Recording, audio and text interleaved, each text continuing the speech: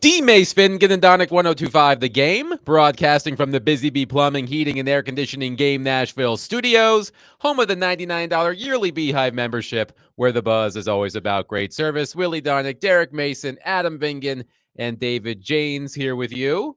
I hope everybody is having a wonderful afternoon and a safe and relaxing start to your commute home, but you never know.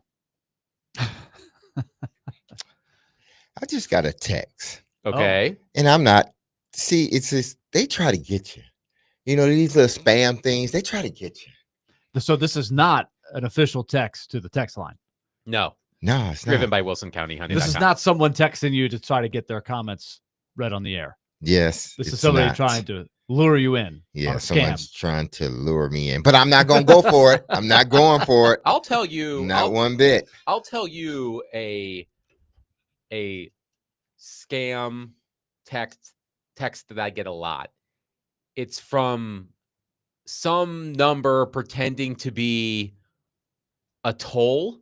Like you have outstanding toll payments. Don't fall for it. Don't fall for it. It got me. It got you? Well, not really, but it almost got me. I did click on it. I did think. I was like, look, I drove my daughter to college and I drove Mahoney a couple summers ago all around the Northeast to these baseball. So you were just like, showcases. I was gotten like, maybe there was a state that I owed, whatever. No, you don't. So I clicked on it and it was like, boom.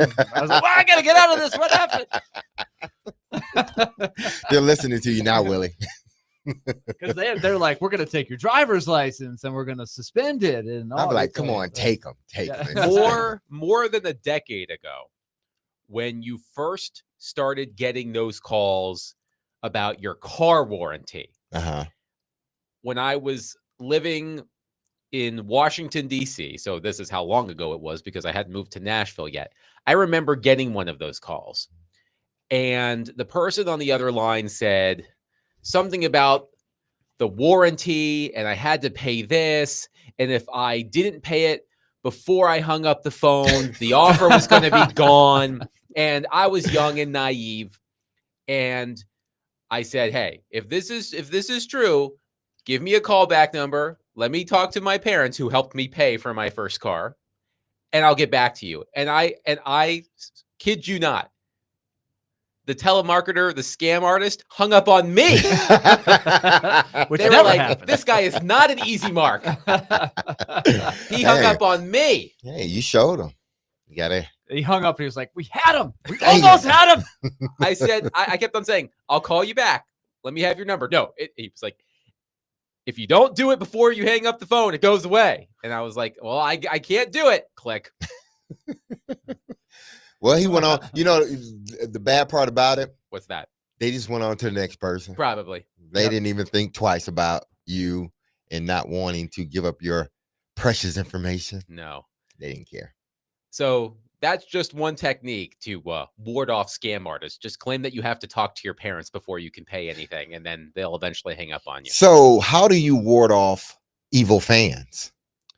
Well, that's a good question. Yeah. Because the Tennessee Titans have wrapped up their joint practice, just one joint practice with the Tampa Bay Buccaneers. Paul Kaharski of paulkaharski.com will join us at 4 o'clock. He was live in Tampa for that practice, so we will get his first-person insight on it. But one clip that went viral today was Jarvis Brownlee Jr. having to be restrained by teammates and maybe a member of the coaching staff. He had to be restrained from Tampa Bay Buccaneers fans who were under a tent on the sideline. Now, I haven't seen any reporting as to what incited this incident. I imagine it was just a bunch of fans being fans and talking trash and must have said something that Jarvis Brownlee took personally. So when you look at the video, because I've only seen one, you just see Jarvis Brownlee yapping as his teammates and a member of the coaching staff are trying to remove him from the situation. So I was curious what Derek Mason would think about this if he were a veteran on this Tennessee Titans team and he saw a young defensive back yakking at fans. How would you handle that? How would you evaluate that? I guess there would be two ways you can handle depending on where you were when the incident happened. If I'm near Brownlee and I'm hearing what's going on, I may approach it one way.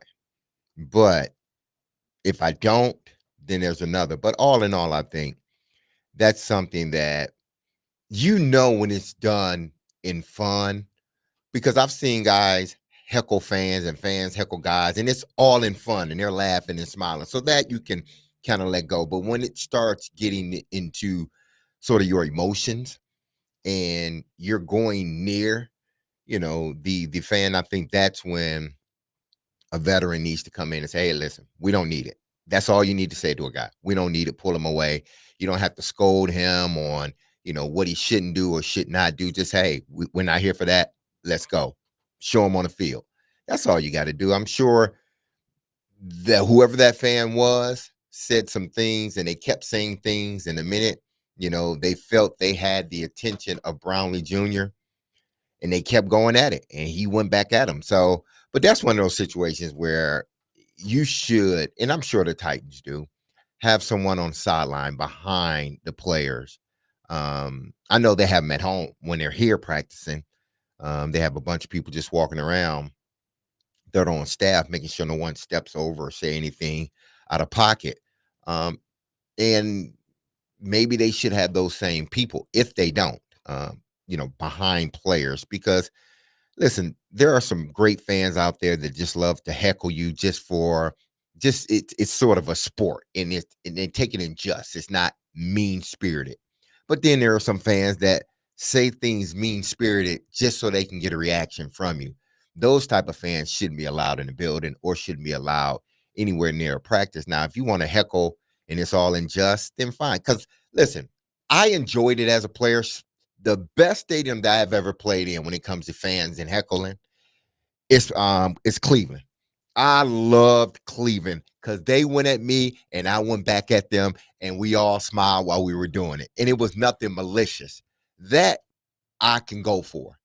But when it starts to cross the line, and I'm not saying that the fan did cross the line, but whatever that fan said, it got Brownlee Jr.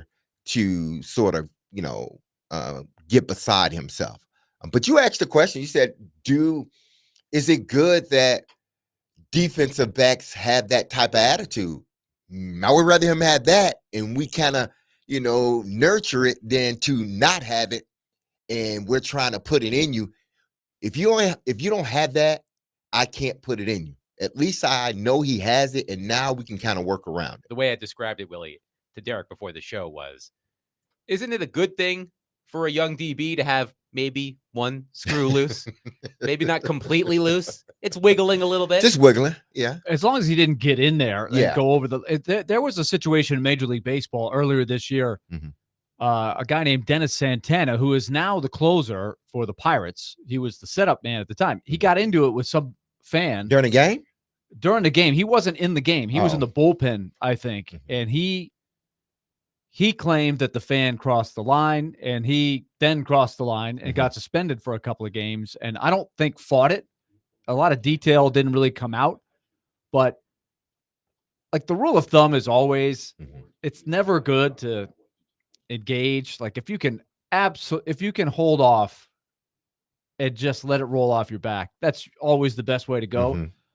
But another part of me is also at times kind of good, kind of happy that every now and then it's like every now and then the bull needs to win in the bullfighting. Yes, it's like the fan does need to be reminded that you could get your butt kicked if you do something really stupid. And so I have no idea what the fan was doing. Maybe the fan, whatever he was yelling, was misinterpreted or really wasn't all that bad. But there are times where people say some pretty nasty stuff, and you deserve to get your clock cleaned every now and then. I think people, at least be scared. Yeah, I think some fans feel they are entitled to say what they want to say, how they want to say it, just because they're paying money. That doesn't necessarily, fly with athletes. Yeah, you can heckle. Oh, you're playing bad. Oh, I can even go with you're a bum out there. I can go with that. And, if you're playing bad, you're just playing bad. You're playing, hey, you're not good. But when you start to make it personal and sort of get in that space, then I don't care how much damn money you paid. I don't care who your family is. There's a line you just don't cross.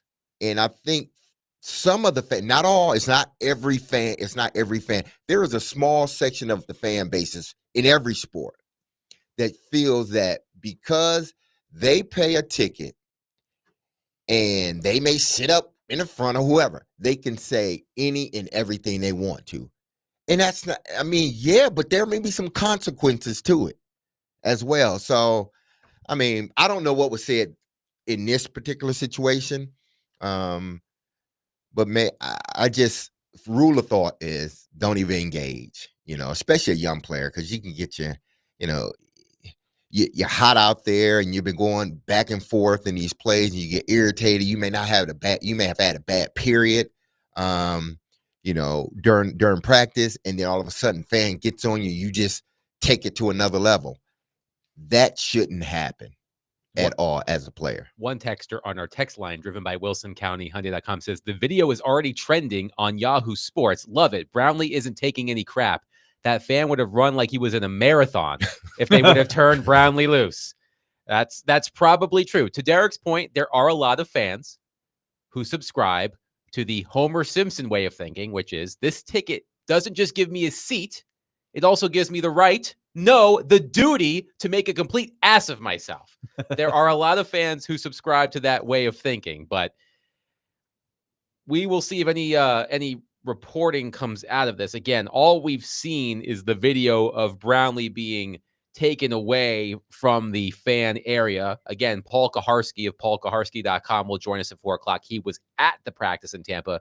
Maybe he will be able to tell us a little bit more, and we will dig in to the nuts and bolts of practice with Paul at 4:00. But just to give you a sense of how Cam Ward performed in this practice, I will read from Nick Suss of the Tennessean. Quote, "It was hardly a perfect day, but it's more than fair to say Cam Ward looks like he belongs. The Titans rookie quarterback was up and down during his first exposure to another NFL team, a joint practice against the Tampa Bay Buccaneers.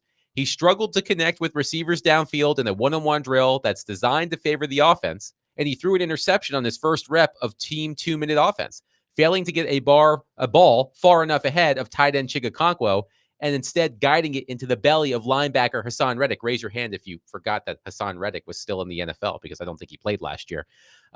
More from Nick Suss. Guided it to the belly. Guided it to the belly. That's description for you. For like those that. of us that were not in Tampa that couldn't watch this. Now I have this visual of Hassan Reddick's belly.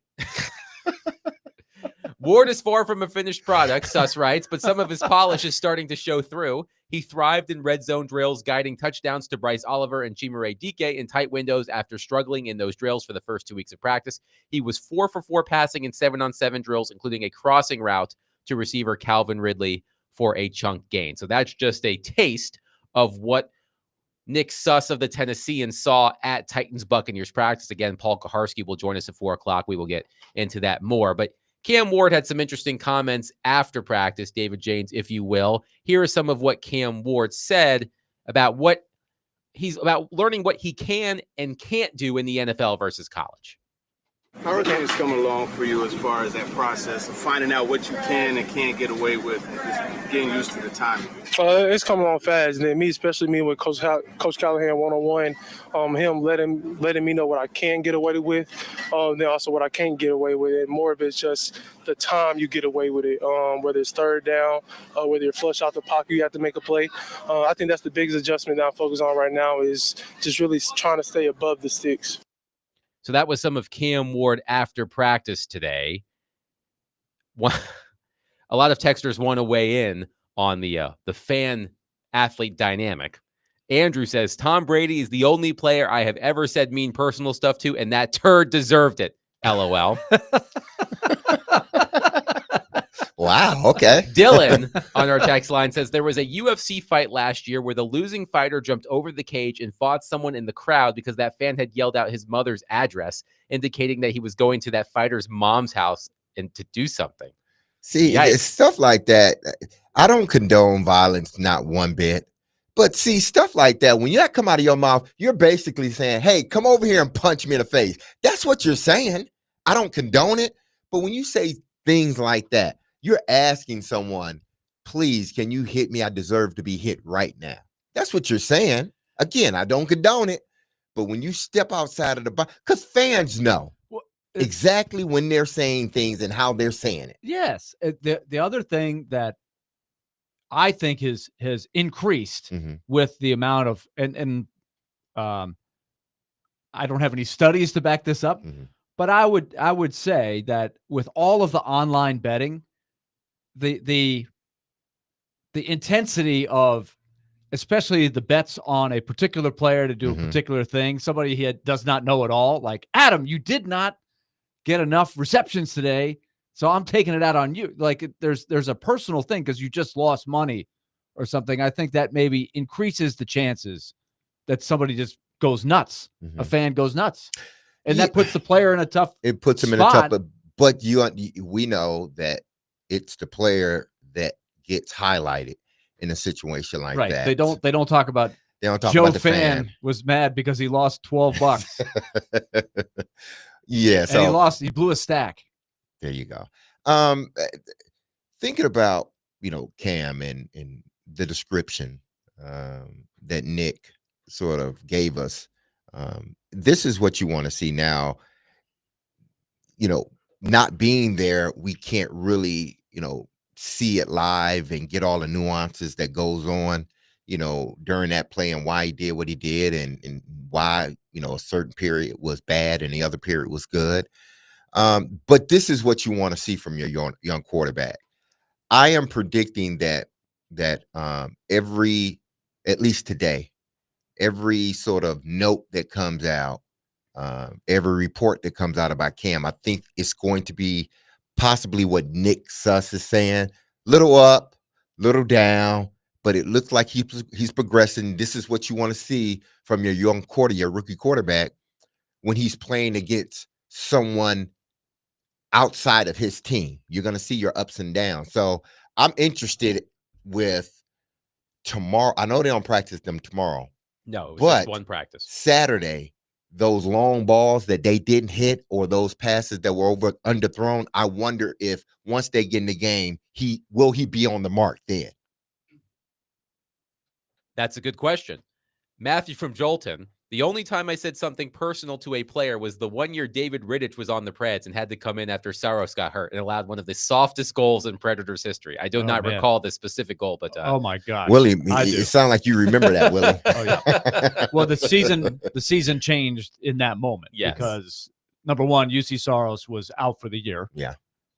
Riddich allowed a goal. It was not a good goal. In the same game. Oh yeah. So that was against the final against the Flames. Oh yeah, maybe in the final second or two. Oh yes. Now it comes back. And then they lost in overtime, and that eventually flipped the draw where instead of the Predators playing the Flames in the first round, a much more beatable team, they got to play the Avalanche without UC Saros. That was a really Matthew, rough night. I think you were justified in your there were some people not very happy with Big Save Dave that night. Is he considered Big Save Dave? That was his nickname.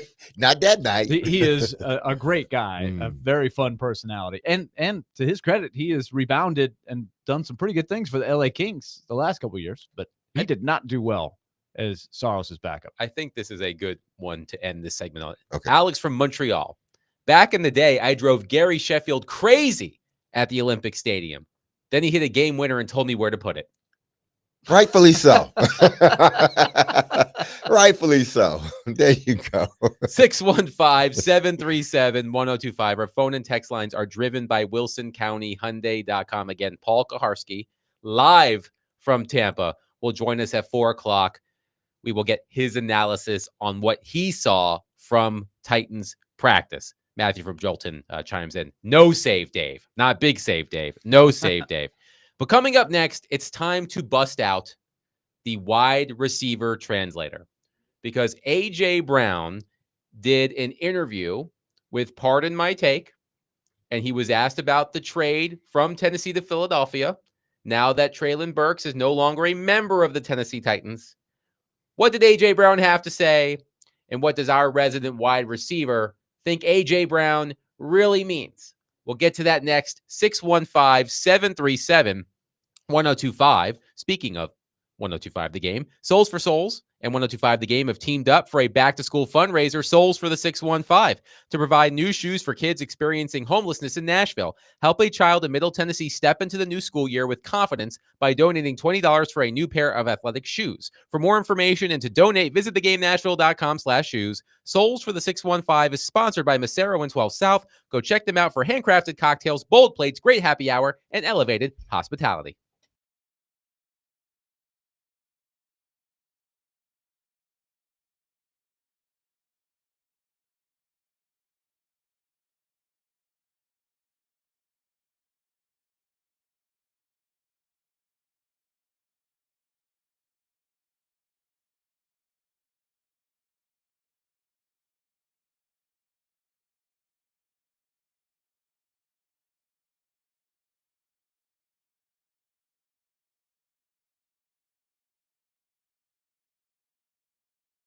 All right, let's talk Loan Pronto. If you are struggling with some high interest debt, you got some loans out there and you're looking back on it and saying, you know what?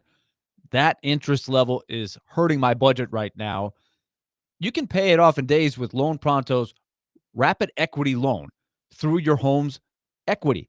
Your home equity is yours. So get cash out and consolidate your debt down to one low monthly payment. For example, one client got as much as $300,000 approved in under 24 hours. So they took the money, paid off the debt, renovated their kitchen, and even cut their monthly expenses by $1,800. You can be the next person who does this through Loan Pronto. They got an A+ rating by the BBB, and they've got nearly 2,500 five-star Google reviews. So give them a call, 615-499-5780, or go to loanpronto.com. That's 615-499-5780 or loanpronto.com. Get debt relief now. Loanpronto.com. Equal housing lender, NMLS 1661781, and approved credit, NMLS consumeraccess.org.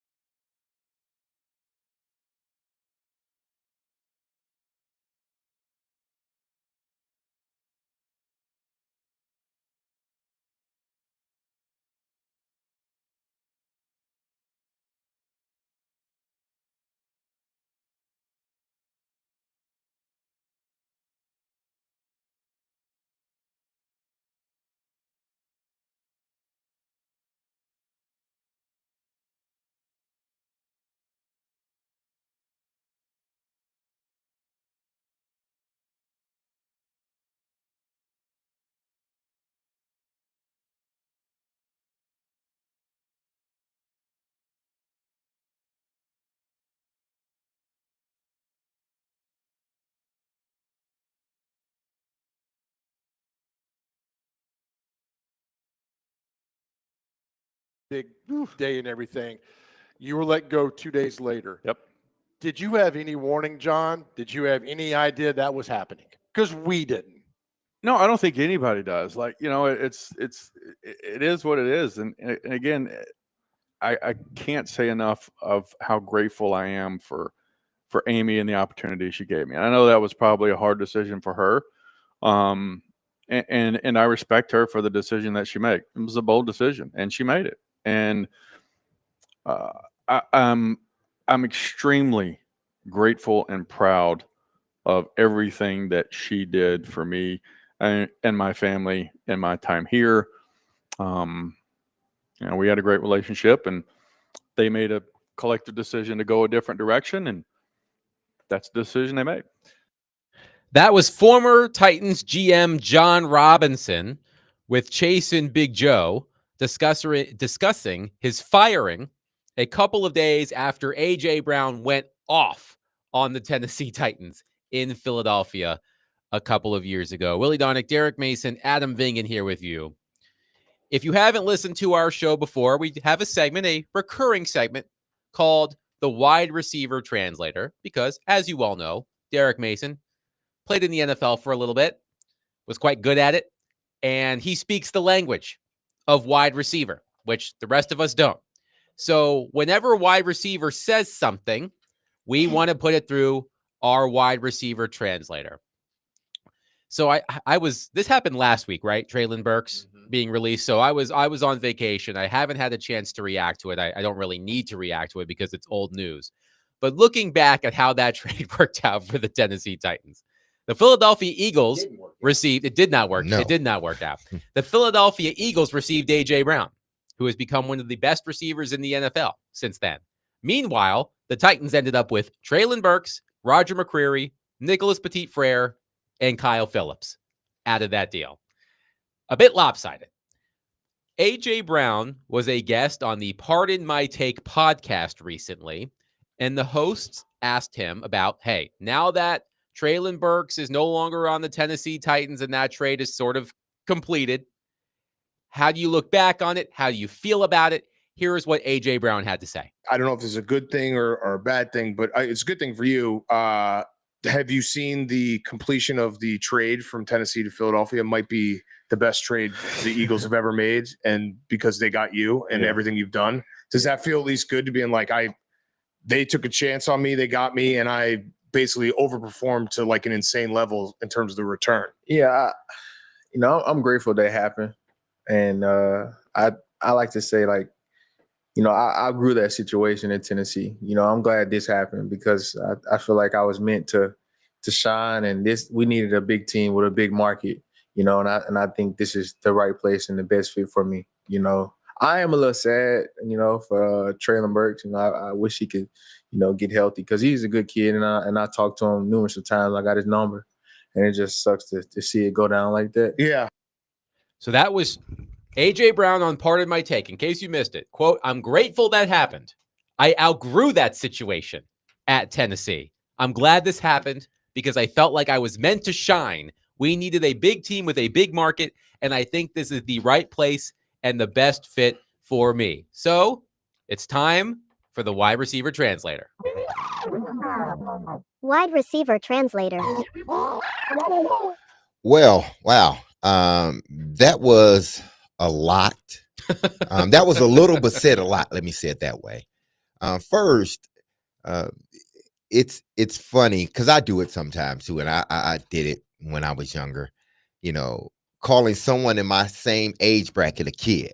I mean, he's in your age bracket, AJ. He's 4? You're 28, 29. And even if you're 30, you're still in age bracket. They're 3 years apart. Yeah, and he called him kid. I can't get that out of my head. But I'm a person that I listen to words, and because a lot of times people say a lot of things and they try to slide things in because they say a lot, but I pay attention to certain words. And what he said was an indictment on, I'm not going to say it was an indictment on Amy, but it's an indictment on the franchise. You have a young man that was trending toward being a top 2 receiver, top 3 receiver, and he's a top 3 receiver right now. He was trending that way, and come to find out, the market he was in, he was thinking bigger. It was almost like, I'm glad I got out of Nashville because I was destined. And there's nothing wrong with that. I don't want to sit here and make it seem like what AJ Brown said it was necessarily wrong, because he just felt that he was not going to be able to reach the potential that he knew he could here in Nashville. Maybe it was from a endorsement standpoint, because he talked about being a small market team, or not enough big personalities, not enough big players. And at the time, I know he wasn't talking about Derrick Henry because he had Derrick Henry on his team. But there comes a time when, and it happens in life, period, where you just outgrow your situation, and you're looking to move on, in any whatever facet it is, you're looking to move on. But the slight problem I have with that is that that's not what he was giving off at the time everything was going on. That, Nashville was a small market. I needed a big market. I know I wanted my light to shine even brighter. I knew I had the talent. All of that is true. Your light needed to shine brighter. You were becoming an elite wide receiver. But man, oh man, this is not the stuff that we were hearing when all of this was going down. We were hearing he wanted to stay. Well, let's he ask wanted this. to be here. Do you and think everything he felt else. that way at the time, or this is only now in hindsight he's looking back on it? No, I don't operate that way. I just don't. It's like, if I'm not going to say I want to be here, I want to be here, I want to be here, and then we don't get it worked out, I go somewhere else, and then a year, 2 years later, 3, it was like, man, yeah, I knew I had to leave. No, that's not right. But he couldn't have known then how big the whole Eagles thing was going to be. I mean, they started winning big. I don't know that they were viewed at the time as a team that was on the verge of the kind of stuff that they've done. I mean, a couple Super Bowls and a victory. Super Bowl appearances in the spotlight that he's got. Did he foresee that? Like, I think it would be easier for him to say this now. I wonder really how he felt back then. But you feel like he had I agree with you 100%. He was a thinking big exactly guy. he was to me. I'm not going to sit here, and sometimes when we talk about athletes and across the board, men, women, it doesn't matter, sometimes we don't give them, like, we think that they are not calculated, and there's not sort of this plan they're putting in place when they do certain things. Sometimes we just, they're just athletes. No, there was a plan in place. I'm sure this was calculated and it's not in a bad way. If you feel that way now, I had to have thought you should have felt that way then, because everything he's saying, he had to have known Nashville wasn't a big market back then. It's still not a big market in comparison to Philadelphia, New York, Chicago, markets like that. Now it's grown. Yes, it has. But he was forward thinking. He knew exactly. And again, there's nothing wrong with it. He knew exactly what he was doing when he was doing it at the time. He wanted to go to a bigger market then. He wanted to. You don't think if the Titans had come to the table with the money he was looking for, then he wouldn't have, with his relationship with Vrabel, basically, and knowing at the time they still had Tannehill, they still had Henry. How much? They were a number 1 seed. How much? You don't think he would have taken the money? How much because we always talk about state income taxes and all that other stuff. Yeah. How much did Philadelphia pay him? 20 per year, basically. The Titans, they were probably willing to give 18. Essentially, that's the same amount. Yeah, but nobody ever talks about that in the NFL. They never worry about the state tax. Yes, they do. Willie, see, you're not giving them enough credit, Willie. See, that's the stuff that we do. These guys are thinking about stuff like that. Their agents should be thinking about it. Should be. So I can see now he's since got a extension to his contract, but I would have loved to understand, like, okay, if the Titans said, this is the contract, we're giving you $19 million. Boom. We're giving you the same amount of guarantee that Philadelphia is giving you. I wonder if he would have taken it. It seemed to me, the way he's talking now, he wouldn't have taken it. And I don't blame. But he wasn't a free agent, was he? Or was he restricted? What was? No, I'm saying the trade. The trade was going to happen. Just period. I'm just saying, like, if the two contracts were put on the table and you were a free agent, he was a free agent just leaving the Titans a free agent year. Do you think he would have accepted that 18 with the same amount of guaranteed money or the 20 at Philadelphia? Based upon what he's saying, he would have taken the 20, which still would have been 18, which he left the city because the market isn't bigger. He wants a bigger market. He's gotten it, and he's shined, and he's been awesome. He's won a Super Bowl. But I don't think you can, if you're not thinking that thin, this is not like 10 years ago, Willie. This is like 3 years ago. And he's a calculated guy, very smart guy. So if he's talking about that now, he was thinking about that then. 615-737-1025. Our phone and text lines are driven by WilsonCountyHyundai.com. A.J. Brown tells Pardon My Take about the Tennessee to Philadelphia trade that he, quote unquote, outgrew that situation at Tennessee. What do you hear when you hear A.J. Brown say that? 615-737-1025. Later today on ESPN 94.9 The Fan, the Nashville Sounds take on Jacksonville at First Horizon Park. First pitch is at 6:35. Coverage is also available on the Game Nashville app and at theGameNashville.com. Sounds Baseball on ESPN 94.9 The Fan is presented by Twin Peaks and Family Leisure.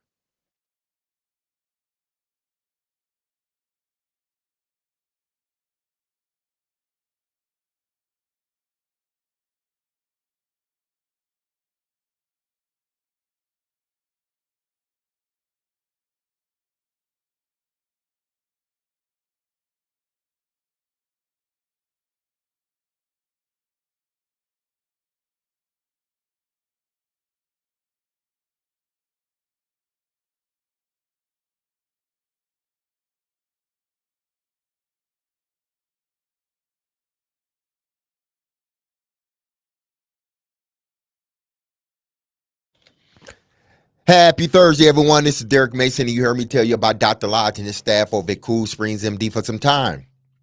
If you set out to lose weight, chances are it's not your first time setting a resolution to shed some extra pounds only to face disappointment.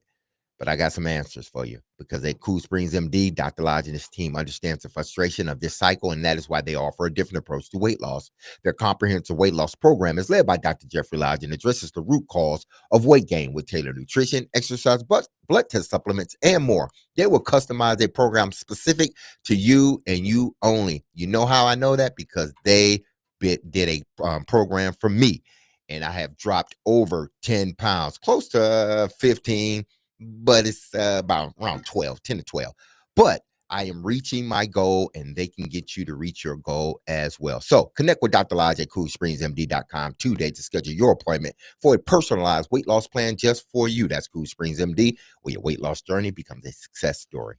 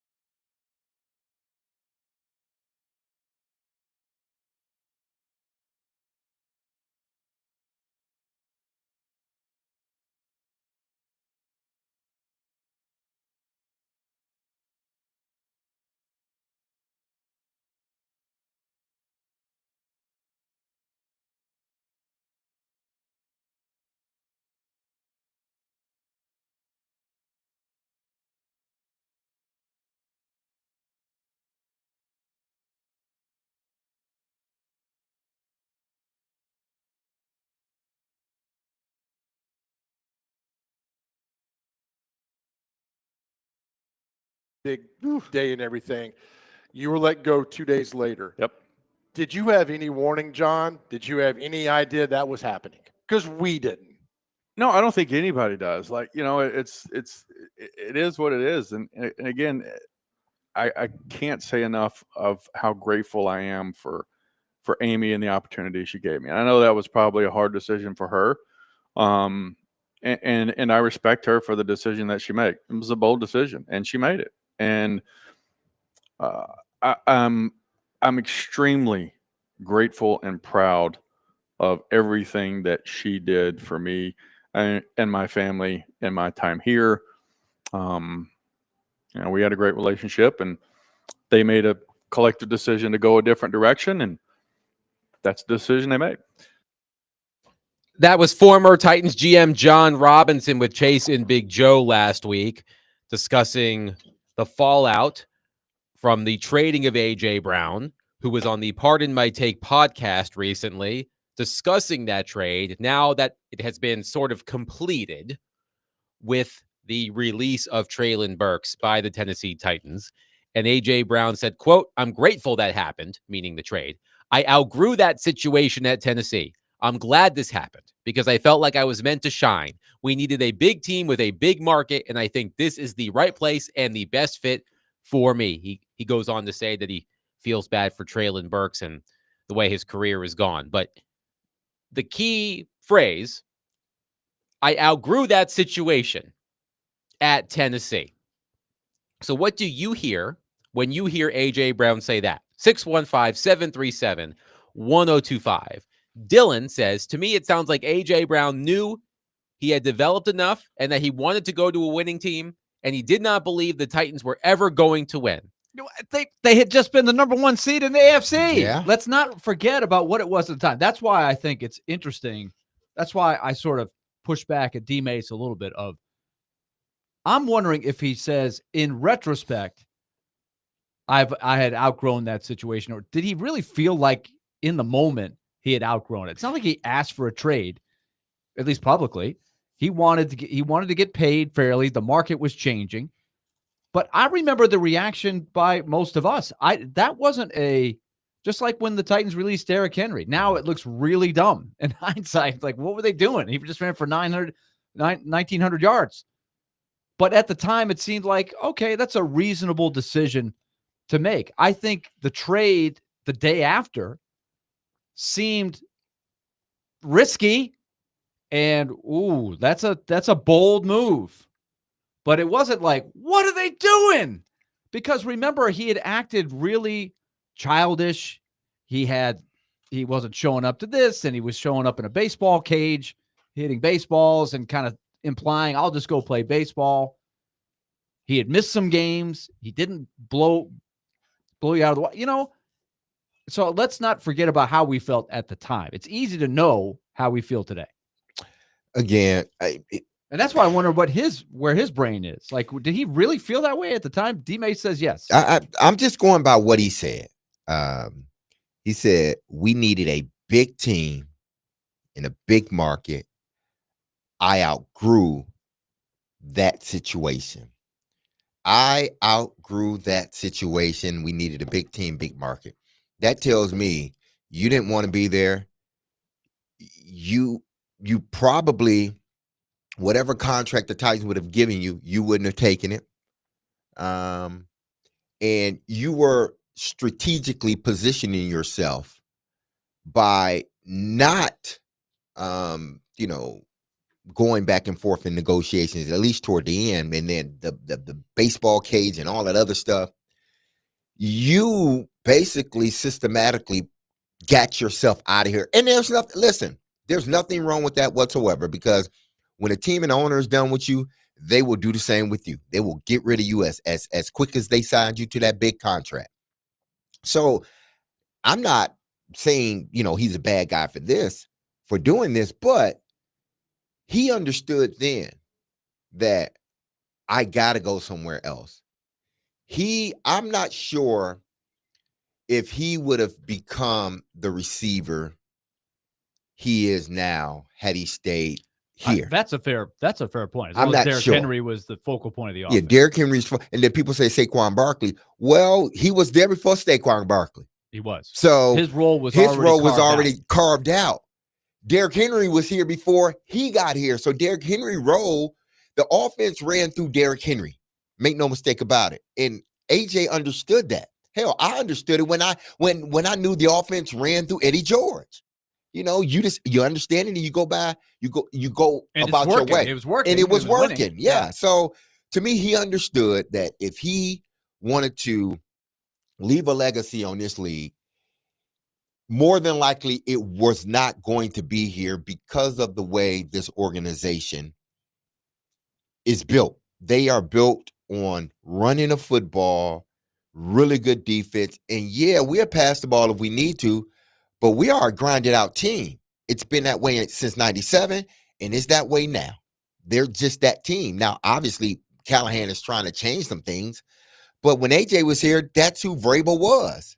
And he understood that, but he knew he couldn't grow no further than what he had grown in the 3 previous years he had been here. As a reminder, when the Titans traded Brown to the Eagles signed Brown to a 4-year, $100 million contract, $57 million guaranteed.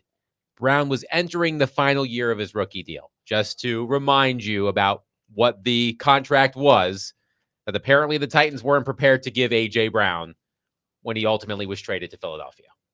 I think looking back on it, it was a team that was, and I'd be interested in Paul Kaharski's take when he joins us at 4, his recollection of this. But you had Jeffrey Simmons, and you had Derrick Henry, and you had Byard, and you had Ryan Tannehill, who was quite expensive.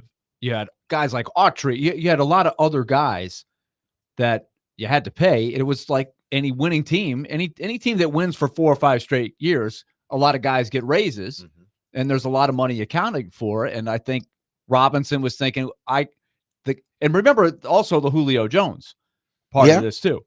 And that also was an investment that came back to bite them. Remember the year before, they had to part with Jonnu Smith. They didn't have to, they chose to part with Jonnu Smith. They chose Corey Davis, Jack Conklin. And they didn't do that because they didn't think those guys were good players. They thought, hey, our money is better spent elsewhere. We don't have unlimited money here.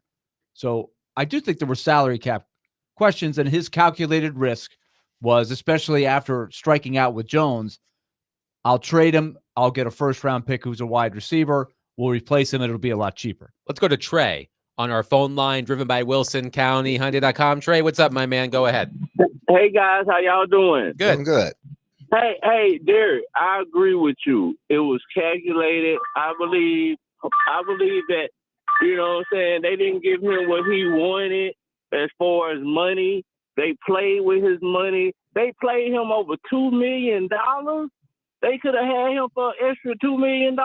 So yeah, I believe what he says for us. He's saying that he outgrew the situation. You played me for $2 million.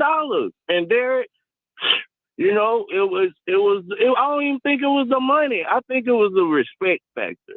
And y'all have a good day. Thank you. Thanks, Trey. Thank you, Trey. Listen, I'm not sure if it was just $2 million. That was me saying, hey, if they offered him 18 and Philly offered him 20, when you're dealing with taxes, state taxes, it probably ends up being around the same amount. But how much of the guaranteed money is he going to get? If it was the same, then, honestly, what he's saying is correct. I'm trying to envision this team, because the year he left, they started off well, but then they went in the tank, and Robinson got fired. And remember when he said, was it that summer? Was it that same summer, Willie, or was it the summer before? When he said that about Marcus Mariota and the leadership, and that's the best leader I have been around. And I said what I needed to say about it, but everybody wanted to, that's not what he meant. He respects, Tannehill. And I wasn't saying that he didn't respect Tannehill. But looking back on it now, if he felt Tannehill was the guy. And he could not only win, but also, become the receiver he wanted to become and ultimately did or has. He would have stayed here. So that's like, put all this stuff together. Like, I'm not saying that he thought Ryan Tannehill was trash, because that wasn't the case. But I don't think he felt he could get where he wanted to get and do what he wanted to do with Ryan Tannehill, that quarterback, and his organization. So, lucky for him, he had a relationship with Jalen Hurts.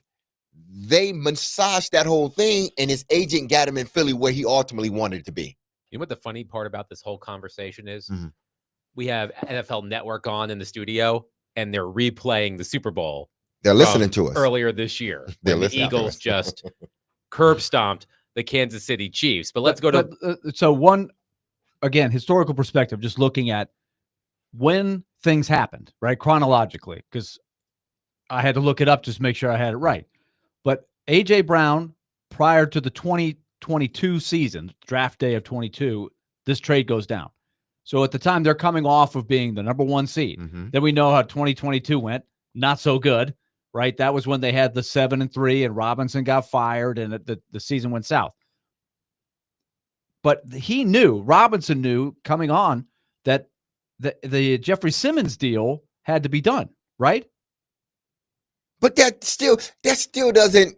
That Jeffrey shouldn't matter Simmons when you're signed trying to sign on your number 1 receiver. April 7th of 2023, prior to the 23 season. So I think Robinson was looking down the road of, hey, I still got Byard. I still got Tannehill. I still got Henry.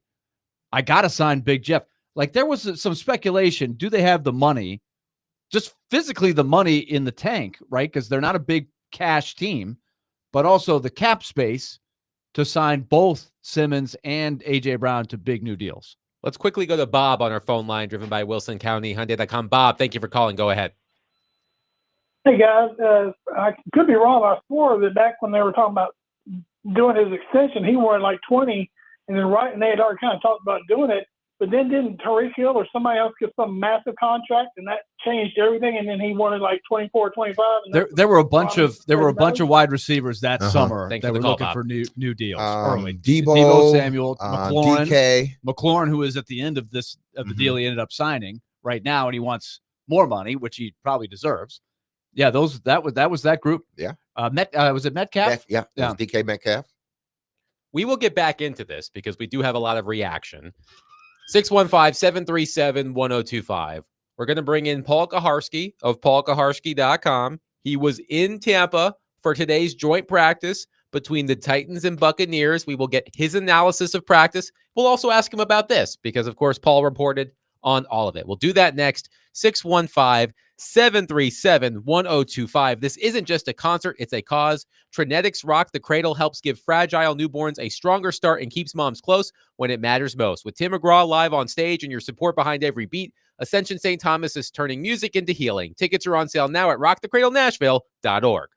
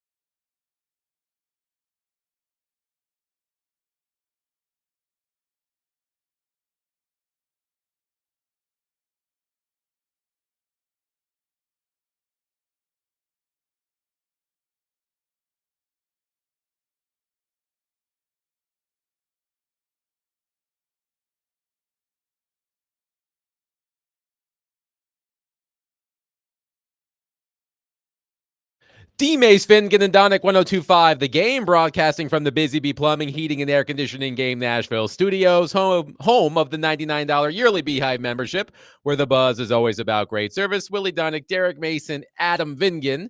Pleased to be joined on our phone line, driven by WilsonCountyHyundai.com, by Paul Kaharski of PaulKaharski.com. Paul will also join Robbie and Rex Road for a full hour tomorrow morning. Paul, I saw the feels like temperature in Tampa today. How are you handling the heat? It really wasn't that bad out there. It was worse last time we were down here for the Vrabel Brady reunion.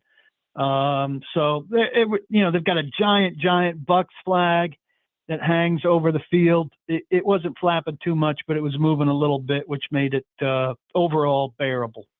So, Paul, let's start with what everyone wants to know. You followed around Cam Ward today at practice. How do you evaluate his performance against the Buccaneers today? Yeah, I think everybody followed him around. There weren't too many of us from Tennessee here, but he's pretty solid. They opened poorly, and I put out a video of I don't know, it might have been 12 or 15 one-on-one snaps. Didn't do a great job showing which quarterback was throwing which ball, but it was all him and Allen. And there were, 6 overthrows, an underthrow, and 4 drops, it was a terrible period. I don't know why so many Titans fans are justifying it in response to it on Twitter. You're supposed to win in that period and win with regularity. And they didn't, but they got better from there. But it seemed like they needed to kind of ease into the practice on offense, and it took them a little while. And then Cam and Tyler Lockett were talking about, they did kind of come into it with an approach that they needed to. I just saw a big thunderbolt out my window. That the Bucks aren't a team that's going to offer you much deep, and that they needed to take kind of a steady, short approach. I thought Cam maybe got a little gun shy after he threw an interception to Hassan Reddick. It's odd for an edge to be picking a tight end, a ball intended for a tight end, really close to the line of scrimmage. But he had a couple shots, a really good throw to Gunnar Helm down the seam under pressure. That was, kind of unanimously the best moment of practice. But this was an efficient and calm Cam Ward, and that's what they wanted. If you were looking for a lot of fireworks, not so much. Other than Ward, Paul, who else stood out to you today, good or bad? Well, I think a lot of the receivers, the 2 young receivers, DK and Io Manor, were good and solid. Calvin Ridley had a nice catch going to the ground. Vita Villa did not play much. He was a little bit in 2 minutes, and then I saw him on the field. Of course, it's always important to get him out there for field goal defense. So I didn't get a great sense of Skoronski and the interior guys against him. So really a lot of watching of the skill position guys. I thought they ran the ball pretty well too, for as best as you can tell about how a team's running the ball when they're not taking a running back to the ground. Paul Kaharski from Paul Kaharski joining us on D-Mace, Vingan, and Donick. Paul, we saw there was a skirmish between the teams at one point, as well as video of Jarvis Brownlee needing to be restrained from fans who were trash talking him. What more can you tell us about those situations? Yeah, I think Simmons was getting under some people's skin. I don't really know what triggered it, but Simmons and Barton were the 2 guys at the center of it for the Titans. Barton really played it down after the fact, and then there was so the first round wasn't that bad and only involved maybe those 2 and their counterparts. And then Simmons' counterparts being Graham, Barton, and Heck, interior linemen for the Bucks. But then Simmons got shoved, I think maybe from behind there, and that prompted everybody, the Titans sideline, to kind of empty first, and then everybody to come. And there was some additional shoving and the like before things settled down. I was pretty close to Cam Ward. who was on the sideline and far away, probably 20 yards away from everything. And he just took the ball in his hand and flung it pretty casually. And then I asked him about it afterwards, his aerial support to the battle, if you will. And he said it was just aiming for one of those guys in the red uniform. So was he pretty far from the skirmish, Paul, or was he close enough to get one of Tampa's players? It was a loopy throw, Mace. If it hit, I think he had a 50-50 chance of hitting red or white, and then barring somebody having taken their helmet off, I don't think it was going to hurt anybody. Now there was Willie and I noticed during practice last week, and we made notes of it about the batted balls. Him throwing from different arm angles and him trying to figure it out in regards to not getting balls batted down. How did he look when it comes to that today? Were there any balls batted down? Did he have any that, flung off our helmet or two?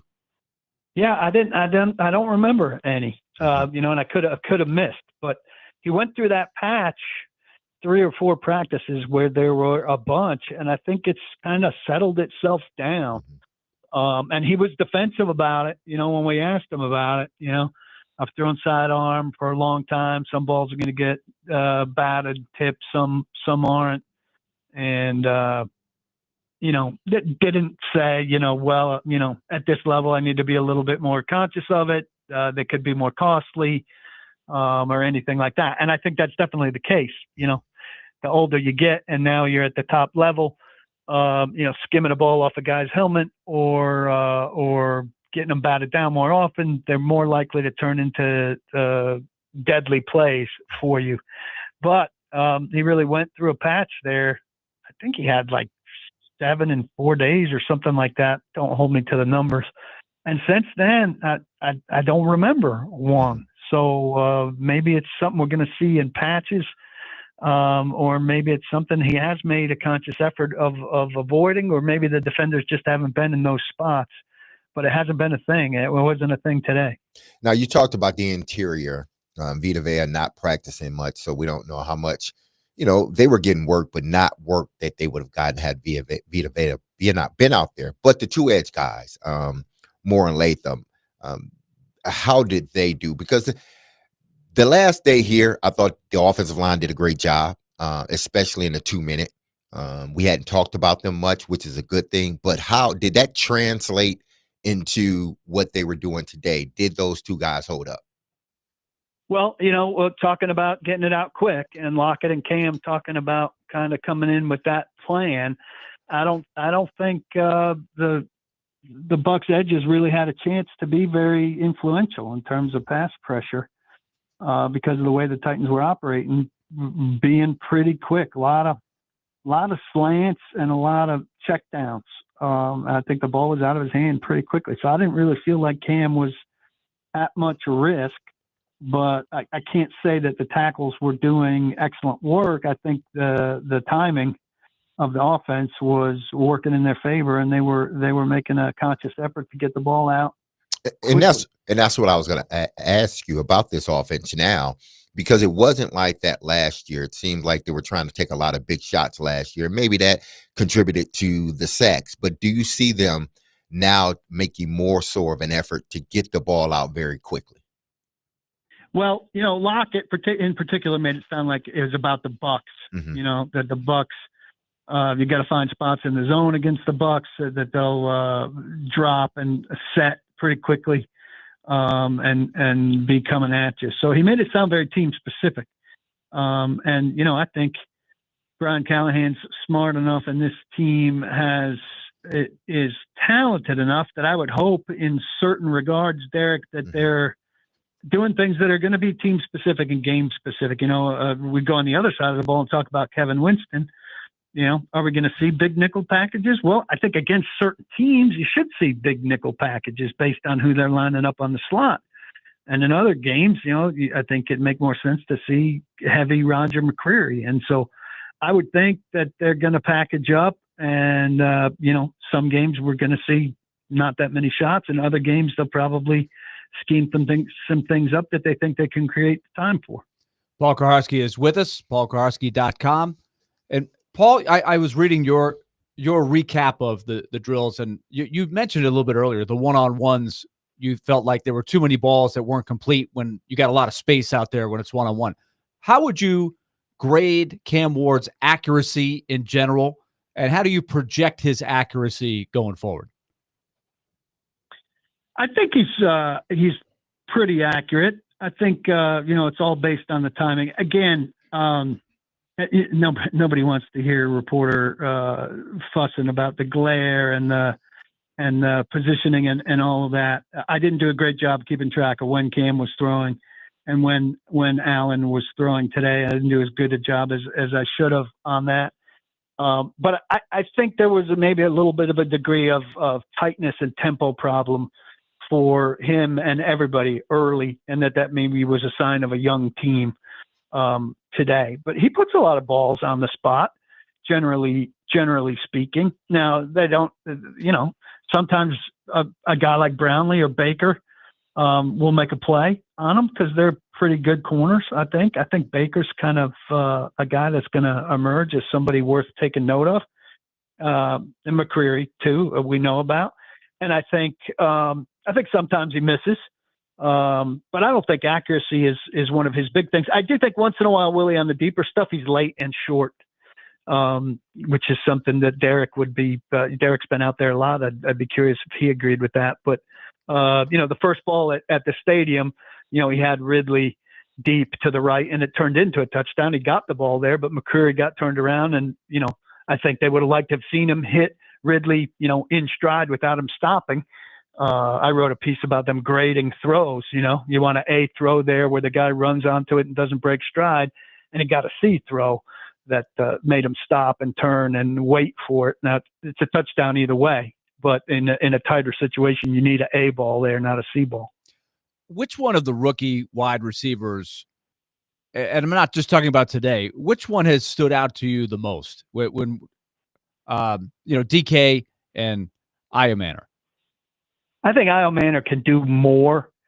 He's not as fast, right? But I think the route tree for DK, to me, seems maybe like it's going to be a little bit more limited early. You get the ball in his hands in the right spots, and he can do a lot. But I think Io Manor can probably do more right out of the gate. And I don't know if the Titans have faced a lot of press from their own guys. And I don't know that they faced a lot of press today, but I certainly think off the line of scrimmage, I like Io Manor, but also,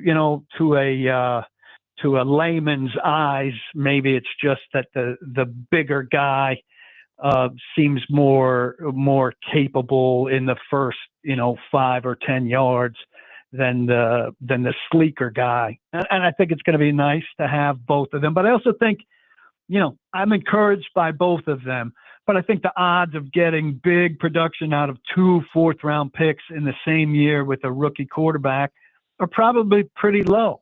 And so I think people are probably have too low expectation out of how much run Bryce Oliver's going to get. And the same for Jefferson. I think those guys are going to get a lot of snaps, especially Jefferson early. And I think the rookies are going to be dealt with patiently. I don't know. I wouldn't jump to get either of those guys in my fantasy league. That's for sure. Yeah, it's been a while since a rookie receiver has done that, but especially from the 4th round. But Paul, I realize we're all getting older. It's hard to remember exactly what we were thinking even a couple months ago as opposed to a few years ago. But A.J. Brown came out and said he had outgrown the situation in retrospect. And we were wondering if that's how he really felt at the time of the trade, or that's how he feels in hindsight looking back on it. My question to you is, what was your reaction to the trade when it happened? Because I don't remember it being such a one-sided, because now we can all look back and say, whoa, what a disaster. That trade was awful. But at the time, I could at least see both sides. I was like, wow, that's bold. But how did you feel about it in the moment? No, I thought it was absolute disaster. I mean, for 25 years. You know, I mean, Mace, you were drafted in what, 97? Mm-hmm. You know, look, this team as a receiver was a trouble spot for this franchise forever. And they finally get a guy who is, you know, supremely gifted and a big time playmaker. And it's far too self-congratulatory to say, well, I did it once, I'll just do it again. You got one. The league's heading that direction where they're more valuable than ever. And I think it's just crazy. You got to sit in a room with them, figure things out, struggle through the difficulties, and find some mutual ground there. You were set. I mean, you had a quarterback who was pretty good with the talent. And if you went forward with Tannehill and whoever you found to replace Tannehill eventually with A.J. Brown and Derrick Henry, you had answers on offense. And I think to create a question again at wide receiver after just 3 years was crazy to me. Were you concerned about the cap at all being an issue with having to pay Simmons and already paying your running back a lot more than teams play running backs? And of course, Byard and Tannehill was expensive. I seem to remember that being a factor as to why they did it.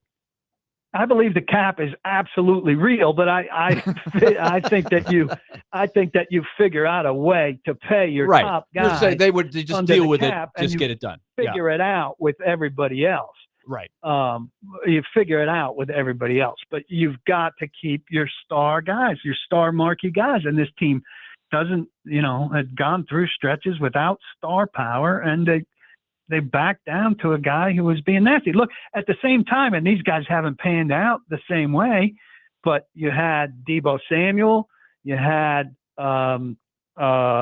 What's his name up in Seattle? McLaurin in Metcalf. Washington, and Metcalf up in Seattle. And all of those deals got worked out. Now none of them panned out to the same. McLaurin maybe similar, but none of them panned out. You had the best of the four, and you're the only one that caved. Okay, so here's the last one. Did you sense leading up to the trade that A.J. Brown wanted to stay, or do you think he had a notion of, you know what, I have outgrown Tennessee, I would like to go somewhere that has a bigger market? I think A.J. Brown wanted to be paid. I don't think it necessarily mattered where, but once you feel a certain degree of disrespect and somebody else is willing to pay you, well, then you want to be paid where they're willing to pay you. But I think if the Titans paid him, he would have been perfectly happy in Tennessee. Give me the money. Paul Kaharski from paulkaharski.com joining us live from Tampa. He will join Robbie and Rex Road during the 7 o'clock hour tomorrow morning. Paul, thank you so much for your time. We look forward to hearing you tomorrow with Robbie and Joe. Good to be with you guys. This lightning's getting closer over here, and I'm on the 11th floor. Welcome to Florida. Stay hopeful. Every day. Don't get in the shower. Been there, done that. Thank you, Paul. I wonder if that's real, because the other day it was storming, and I had to take a shower, but I'm like, I'm going to wait. I'm going to wait to take a shower. I think that's an old wives' Yeah, tale. that may be an old wives' tale, but I didn't want to. This is a perfect question for our listeners. They know. You know what the ultimate old wives' tale is? Don't swim until 30 minutes after you eat. Man, that is a rule that it causes a revolt at the pool, man. You're like, I'm going in. I don't care what you say. It's been 22 minutes. I don't care. Cramp. That is a wives' tale. I mean, to that be fair, I can confirm is a wives' tale. To be fair, there have been times where it's been storming and my son needs a bath. And I'm like, should I give him a bath? See? Thank you. You're thinking the same way I was thinking. I want to be able to hear that it was just a tale. I want to be around to hear it was a tale. Okay, you let us know if there's actually any merit to not bathing or showering during a thunderstorm. 615-737-1025. I do want to get back to A.J. Brown for a second because I want to revisit his comments and whether they speak to a larger issue with the Tennessee Titans organization. So we'll do that next. 615-737-1025. This week's Nashville's Best Deal is Boom Boss Pizza and Watch Bar. Award-winning gourmet pizzas, handcrafted beverages, and get swept up in the thrill of live sports at Boom Boss Pizza and Watch Bar, your go-to spot for good times. Boom Boss has locations in East Nashville. Speaking of my son, Arlo Vengen, big fan of Boom Bas in East Nashville. There are also locations in Spring Hill and Murfreesboro, so get half off a $30 gift card now while supplies last at thegamenashville.com/deals.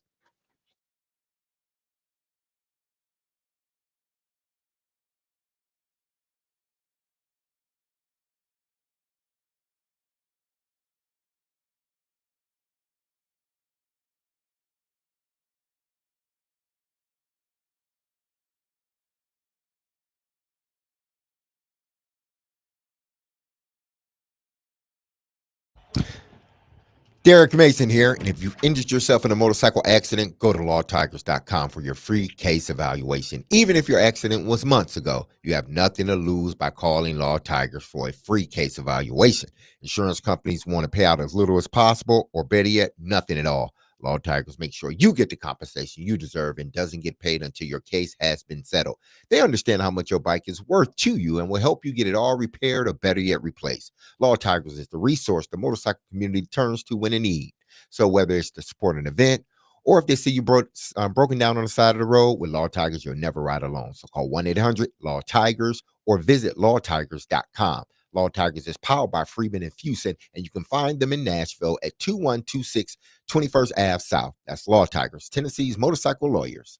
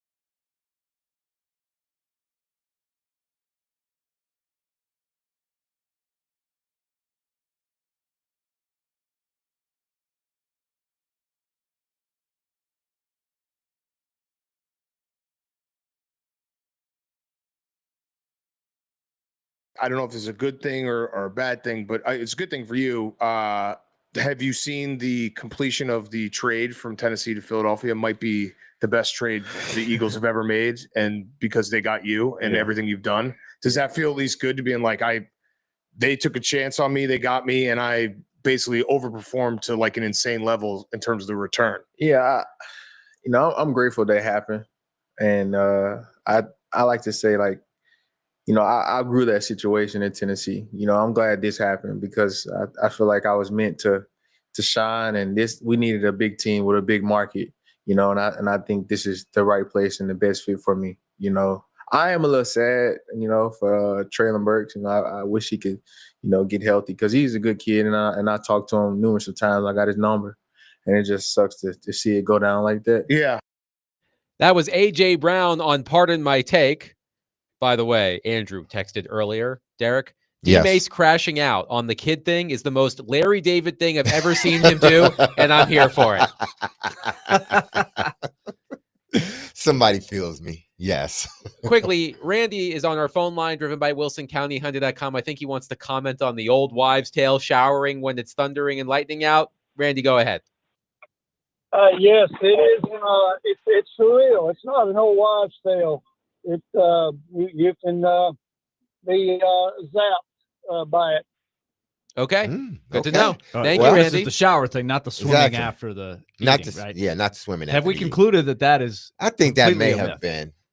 I mean, Josh texted in and said swimming after waiting 30 minutes is so that you don't poop in the pool.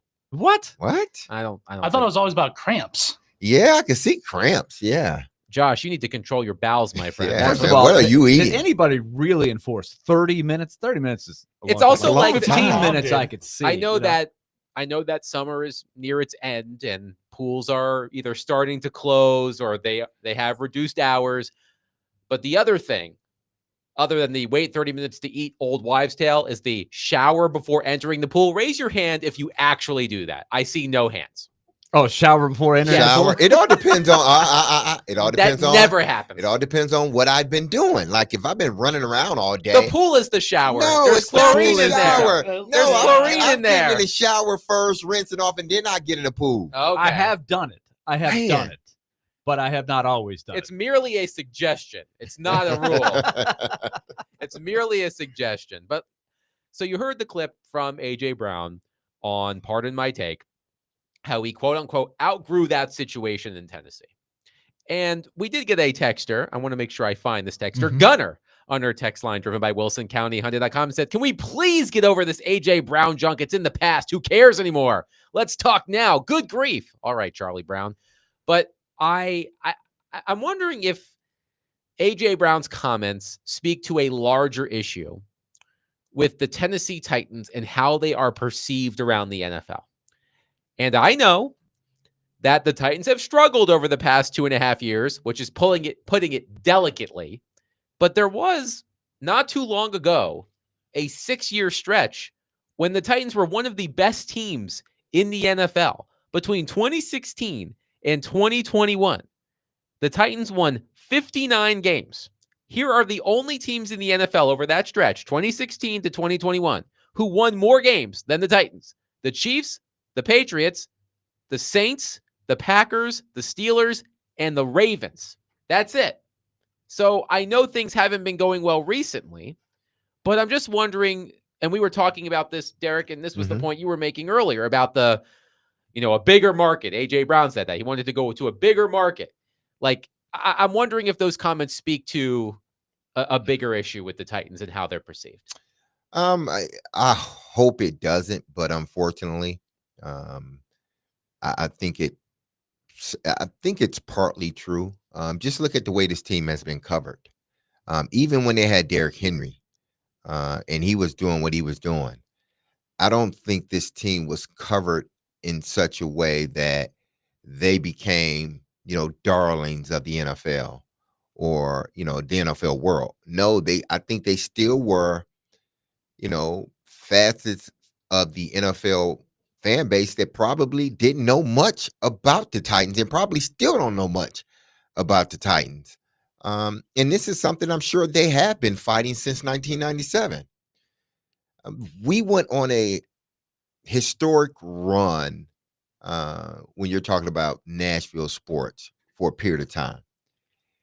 And the minute we sort of got off that track, they stopped talking about the team. You don't see that from more other organizations that like Pittsburgh can go 0-17 2 years in a row. They're still talking about Pittsburgh. Hell, we know what they do with Dallas. Dallas, every year is Dallas' year to win a Super Bowl, no matter what. And they do it with certain teams in certain markets. Well, the Cowboys have their own problems. Yeah, right now. exactly. So I think this is a issue. I'm not sure if it's so much more a problem now. I think it's more so an issue.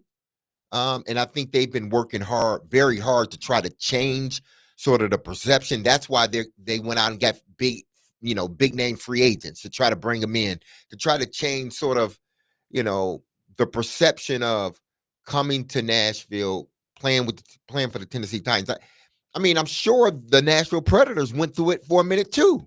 Where the market did. I was going to bring that up to Willie as we continued this conversation. I vividly remember writing a story. This was when I was back at the Tennessean, and the Predators were traveling through Toronto. And Willie, as you know, when your team visits Toronto, especially if you only visit once a year, like the Predators do, there's a lot of attention. It's a circus. It's a circus. And I remember writing a story at the time about the Predators not getting a lot of buzz for individual awards. This was before Pecorine won the Vezina Trophy. PK Subban had just joined the team. He was playing well in his first, I think it might have been his first season with the Predators. So I guess that would have been 2016.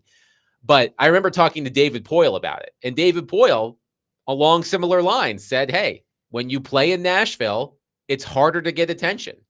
So I'm just wondering about Brown and the perception of Nashville. And one thing I looked up, Willie, just because I know that we're going to get text to this effect. Amy Adams Strunk is a cheap owner. She's not willing to pay. I went to Spot Track and looked up salary cash, their salary cash tracker, and just looked over the past 5 years, including this season. 2021, Titans ranked 16th in total cash. 16th. 2022, 13th. 2023, 26th. 2024, 25th. 2025, 24th. So I was just curious about the spending. Near the tail end of the Mike Vrabel era, they were middle of the pack in spending. The past few years, they've been near the bottom. But I just wanted to add that for context. The spending thing is interesting. I have felt like they may not have all of the tools at their disposal to spend like other teams that have maybe more revenue streams. I've gotten that vibe, and that's not just my observation. That's what I hear from national people. So getting back to the question, I think you're asking is it the market or is it the organization? Because it can be one or the other. I think no matter what, Nashville will never be a spotlight television market where your games are going to be more on national TV and you're going to have the spotlight, even if your team's really, really good. It'll obviously be better if you have a good team, but it won't, like the Dallas Cowboys haven't really been that good a lot. I mean, they have some good years, some bad years, but they're always in the spotlight, regardless of whether they're going to be a wild card team, going to be a Super Bowl contender, or going to be an also-ran. Dallas is always going to have a spotlight. Same thing with certain other organizations. The Titans will never be in that category. But I think and the Predators would be the same way, but the Predators have gone from being a team that people had on their no-trade lists, Jason Spezza, to a destination city. That was the thing that Barry Trotz was shopping around, right? And that wasn't because of the TV market. That was because of the organization. So I wonder how A.J. Brown felt about that, because different players would have different viewpoints. Sometimes it's more important to be the spotlight. Sometimes it might be much more important, how am I being treated by the organization? Yeah, it could have been. And Paul said as much when he said, listen, if they would have paid him, he'd have probably more than like he would have stayed. Just pay me the money. Well, he was under contract anyway, so if you're going to give me, it's not like he could have chosen on his own. He couldn't have, but he would have made. Yeah, he would have made such a fuss headed into camp. They were definitely worried about that. They didn't want to have to deal with that. Now, listen, maybe you're not in a position to say I don't need to deal with that. Well, we know they're not in that position now, but maybe even then you were not in that position to say, well, we can't handle a player like AJ Brown. But yet and still, I think if if if you pay him the money, then you decide, or you put the contract on the table, then you decide what is he really saying here? Is he saying I'm going to take the money, or is he saying nope? I know you want to sign this long-term deal. I know you're giving me 20 million, but I just want to get out of here. That's the way the comment sort of came off, as if it didn't matter because I was forward thinking, and I knew that this wasn't the place that I needed to be to achieve everything that I wanted to achieve, whether it be money or winning a championship. Do we think maybe they would have finished out the season a lot better? Maybe John Robinson wouldn't have got fired. I don't know. But I don't think one guy totally demolished, one team. AJ Brown is damn good, but the Titans were headed in that direction anyway, meaning the direction they're in now, not winning many games. I think they were headed in that direction anyway. But it would have, if you would have offered him the contract, I wonder if he would have still stayed. If you would have said, hey, listen, I know Philly's offering you this. We're going to offer you the same amount, maybe a little bit more. Are you staying? And what we don't know is how that would have But played that out. wouldn't have came up until the next following season. Exactly. They could have played it out. Yeah, And then they exactly. could have, as we know, a team has the leverage, just like Jerry Jones knows this right now about Micah Parsons. He can't go anywhere. I can franchise I can franchise you him. can't So go the anywhere. Titans could have used that on A.J. Brown, which would have forced him to either sit at home or at squawk or whatever, or just take the deal. 615-737-1025. Our phone and text lines are driven by WilsonCountyHyundai.com. Again, A.J. Brown, in an interview with Part of My Take, said he, quote-unquote, outgrew that situation at Tennessee, said he was glad the trade happened because, quote, I felt like I was meant to shine. We needed the big team with a big market, and so on and so forth. Do A.J. Brown's comments speak to a larger issue about the perception of the Tennessee Titans as a franchise, the city of Nashville as a sports market? 615-737-1025. Let's give away a pair of tickets, and let's see who has our number on speed dial. Be caller number 1, 615-737-1025, and you will win a pair of tickets to see Robert Randolph at Fog Street Lawn Club on August 15th. Caller number 1, 615-737-1025, a pair of tickets to see Robert Randolph at Fog Street Lawn Club August 15th. Willie Donick, Derek Mason, Adam Bingen, 1025 The Game.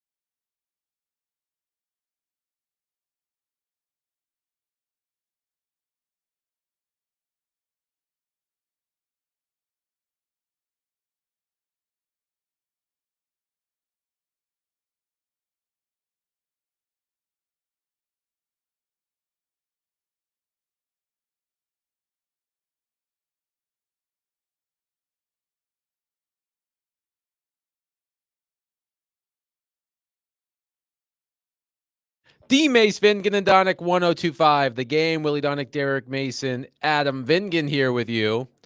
Talking A.J. Brown's comments about outgrowing the situation in Tennessee and whether that speaks to a larger issue about our fair city when it comes to sports or the Tennessee Titans organization.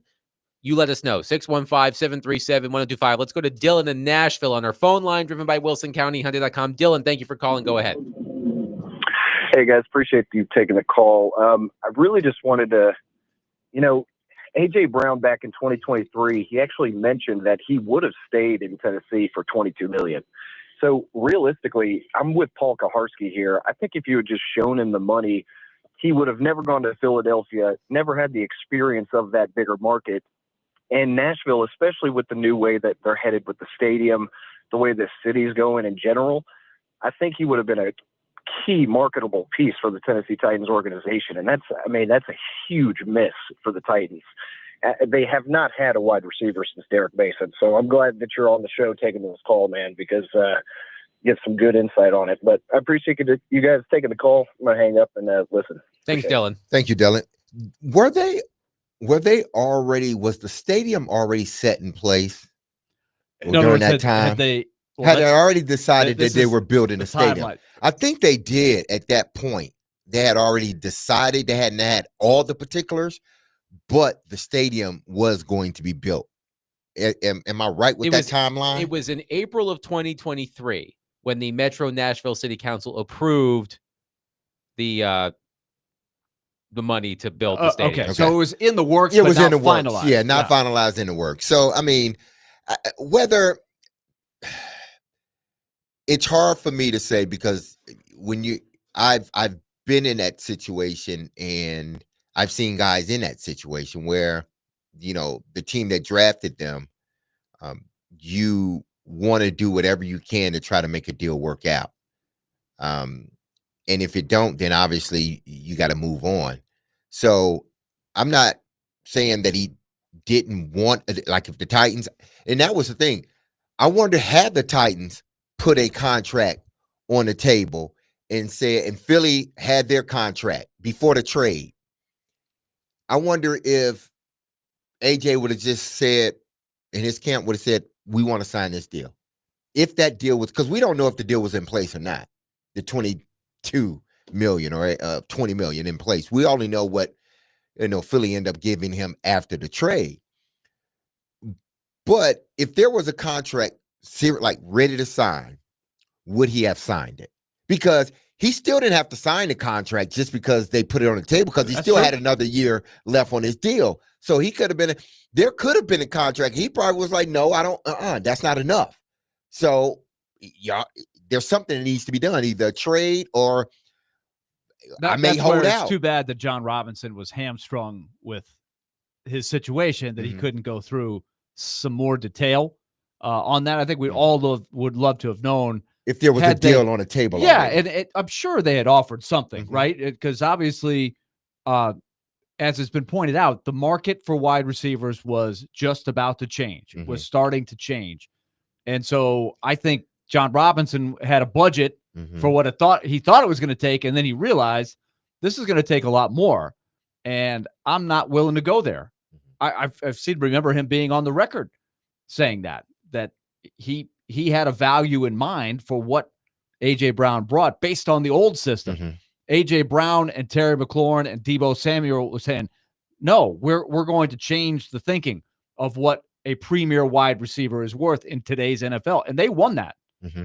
It's probably helped Jefferson and Chase and all the guys that have signed the mega deal since then.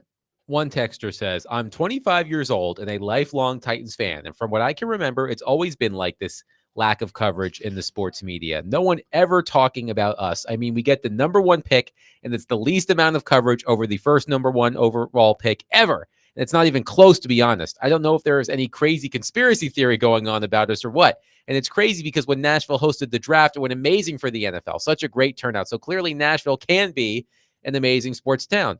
The texter brings up a good point about Cam Ward. Cam Ward absolutely was the least covered number one overall draft pick in, I don't want to say in history, but certainly in recent history.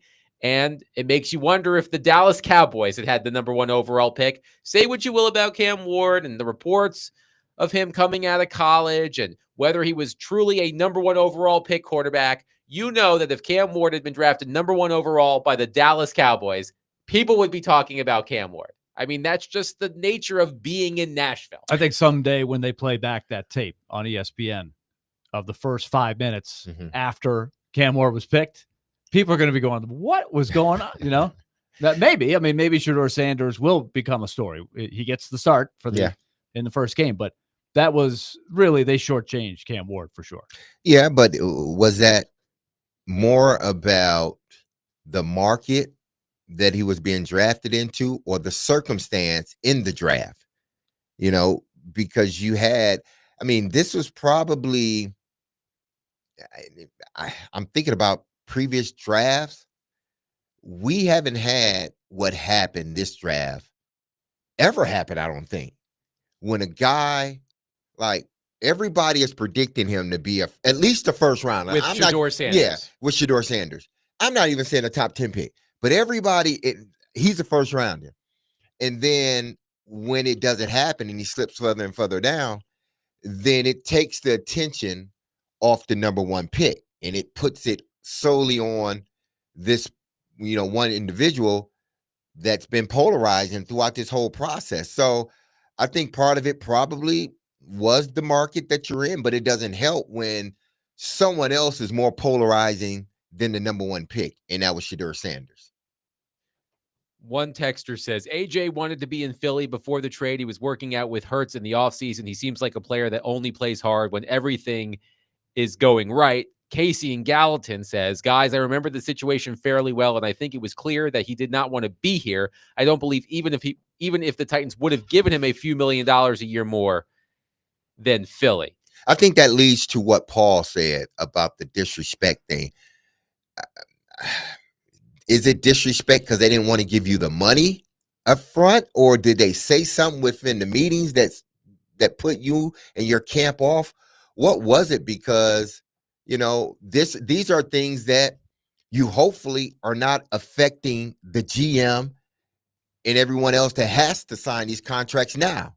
Are the same things that affected probably AJ, will it affect potential guys that are going to re-up on their deal, rookie guys that earn that second contract? Well, to the texter's point, there's no question that it had to be a discussion internally, the volatility of AJ Brown's personality, right? He clearly, and he was, I think, trying to be volatile. He was pushing the envelope with the baseball swings in the cage and the training elsewhere, right? He was doing that. And so there was a little bit, I'm sure, of, is this the guy we want to invest big money, big time wide receiver money too? But sometimes that's what you get when a great wide receiver, his greatest strengths, his belief in himself, the ability he has is coupled with a weakness, because he does even now, like he does have spats, or times where there's a little blip and everybody in Philadelphia is going, what's wrong with AJ Brown? Remember, he was calling a talk show. Remember they had we'll forget about it now, but remember the tank 2 years ago, like they're the defending champions now. But remember, they were 10-1 and then they hit the skids. It was a really bizarre collapse and it got volatile with AJ Brown at that point. Casey in Gallatin follows up, says, my theory, and we touched on this earlier, is that since the team was centered around Derrick Henry, AJ Brown was not going to be the star player here, and that's what he coveted. I think it's true. I think there's truth to that. Again, people will say, well, he's playing with Saquon Barkley. No, yeah, he is, but Saquon came after. You know, AJ Brown came into a situation where Derrick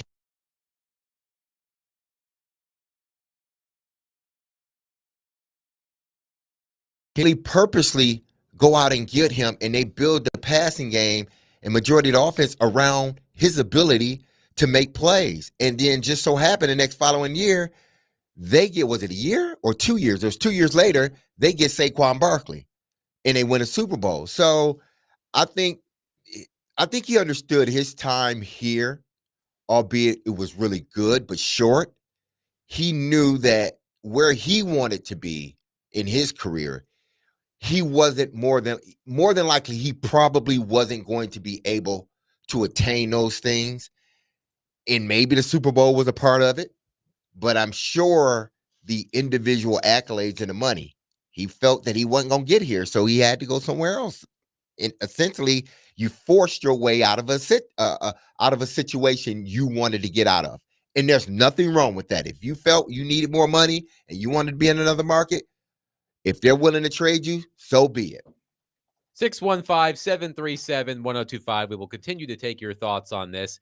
We will get back into the current Tennessee Titans coming up next. There is a position that I want to discuss. It happens to be the one that Derek Mason played for a long time at a high level. We talked about it a little bit with Paul Kaharski earlier in the hour. I want to dive into the wide receivers, specifically the younger wide receivers on the Tennessee Titans. Coming up next, 615-737-1025. Willie Donick, Derek Mason, Adam Vingan, 1025, The Game.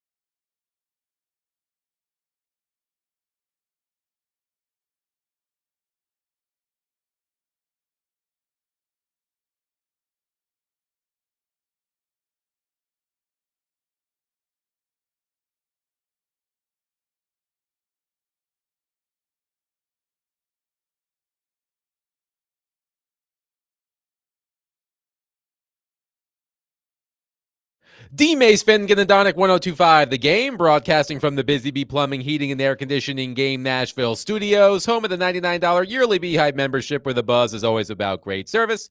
Willie Donick, Derek Mason, Adam Vingan here with you on your drive home. A piece of breaking NFL news that I had in front of me, and now I don't. The suspense is killing you. From Adam Schefter 1 minute ago. Chargers offensive tackle Rashawn Slater, who signed a 4-year, $113 million extension last month and then was carted off the practice field today, suffered a season-ending ruptured patella tendon. Pending further testing per source. The minute it happened, people were fearing that, and that looks like it's it. Oh, man. So now this is that's a 2-year injury, honestly, man. We've talked a lot of, that's a question. What about next year? Exactly. Because especially after that contract that they signed. And here's an offshoot of that with all of the time and energy we spent on Joe Alt, the guy that we thought, that's the guy that the Titans are going to take. But Harbaugh surprised a lot of people by taking Alt a couple picks before, and then the Titans took Latham. There's now speculation that Alt will switch from right tackle to left tackle. How ironic after Mr. Latham switched from left tackle to right tackle. So Jim Harbaugh, when he came into the Chargers program, he was like, I want a great offensive line. And he stuck by that by taking Alt, even though he already had Slater. Yep. So now Slater's off the grid. Reportedly suffered a season-ending ruptured patella tendon, according to Adam Schefter, a month after signing a 4-year, $113 million contract. Big fella, get healthy. What a bummer. Bad news for the Los Angeles Chargers. But I want to talk about the Titans receiver position. We talked a little bit about it in the 4 o'clock hour with Paul Kaharski, who was live at Titans-Buccaneers practice today. And if you missed that conversation, you can find it wherever you listen to your podcasts. And we were talking about the young wide receivers, specifically Alec Iomanner and Chimere Dike. And then I decided to do a little research. Maybe this is my big-ass glasses moment of the day. I'm looking up the most receiving yards by a rookie wide receiver in Titans history. We spent a lot of time talking about A.J. Brown today. In Titans history, his 1,051 receiving yards in 2019 is the most by a rookie wide receiver, followed by Kenny Britt at 701. It's a pretty distant second there. Sandwiched in between A.J. Brown and Kenny Britt, by the way, Chris Sanders with 823 yards for the 1995 Houston Oilers. So it's Brown and then Britt, and then Kendall Wright at 626, Dorial Green Beckham at 549. I don't remember any of those 500 or whatever yards. He had 4 touchdowns, supposedly, that season. I don't remember any of them. Tajay Sharp, 522 receiving yards. Now, I do remember his rookie year because he came right out of the gate and was catching a lot of passes. He was a surprise starter who was not a high pick, right? Green Beckham was hyped up, second-round pick, and disappointed.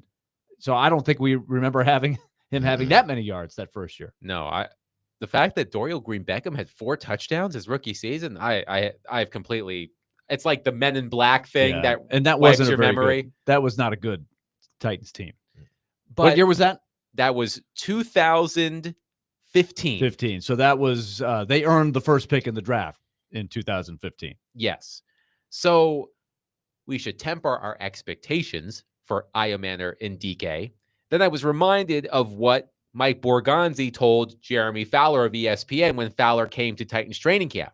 Quote, a trio of rookie draft picks, mid-round receivers, DK and Iomanner, as well as tight end Gunnar Helm, are earning playing time. Mike Borgonzi predicts that they will be in the rotation. Quote, every day there's a flash. They need to play and learn. So we did get a text earlier in the show saying, why aren't we talking about how underwhelming Van Jefferson has been at Titans training camp? But Van Jefferson's probably going to get some playing time because at least he's a veteran. Same with Tyler Lockett, of course, Calvin Ridley. So Derek, let's start here. In your viewings of Titans practice, what have you seen from DK and Iomanner? What do you like about DK and Iomanner? Well, both guys seem to be moving pretty well. I think Paul summed it up a little bit better.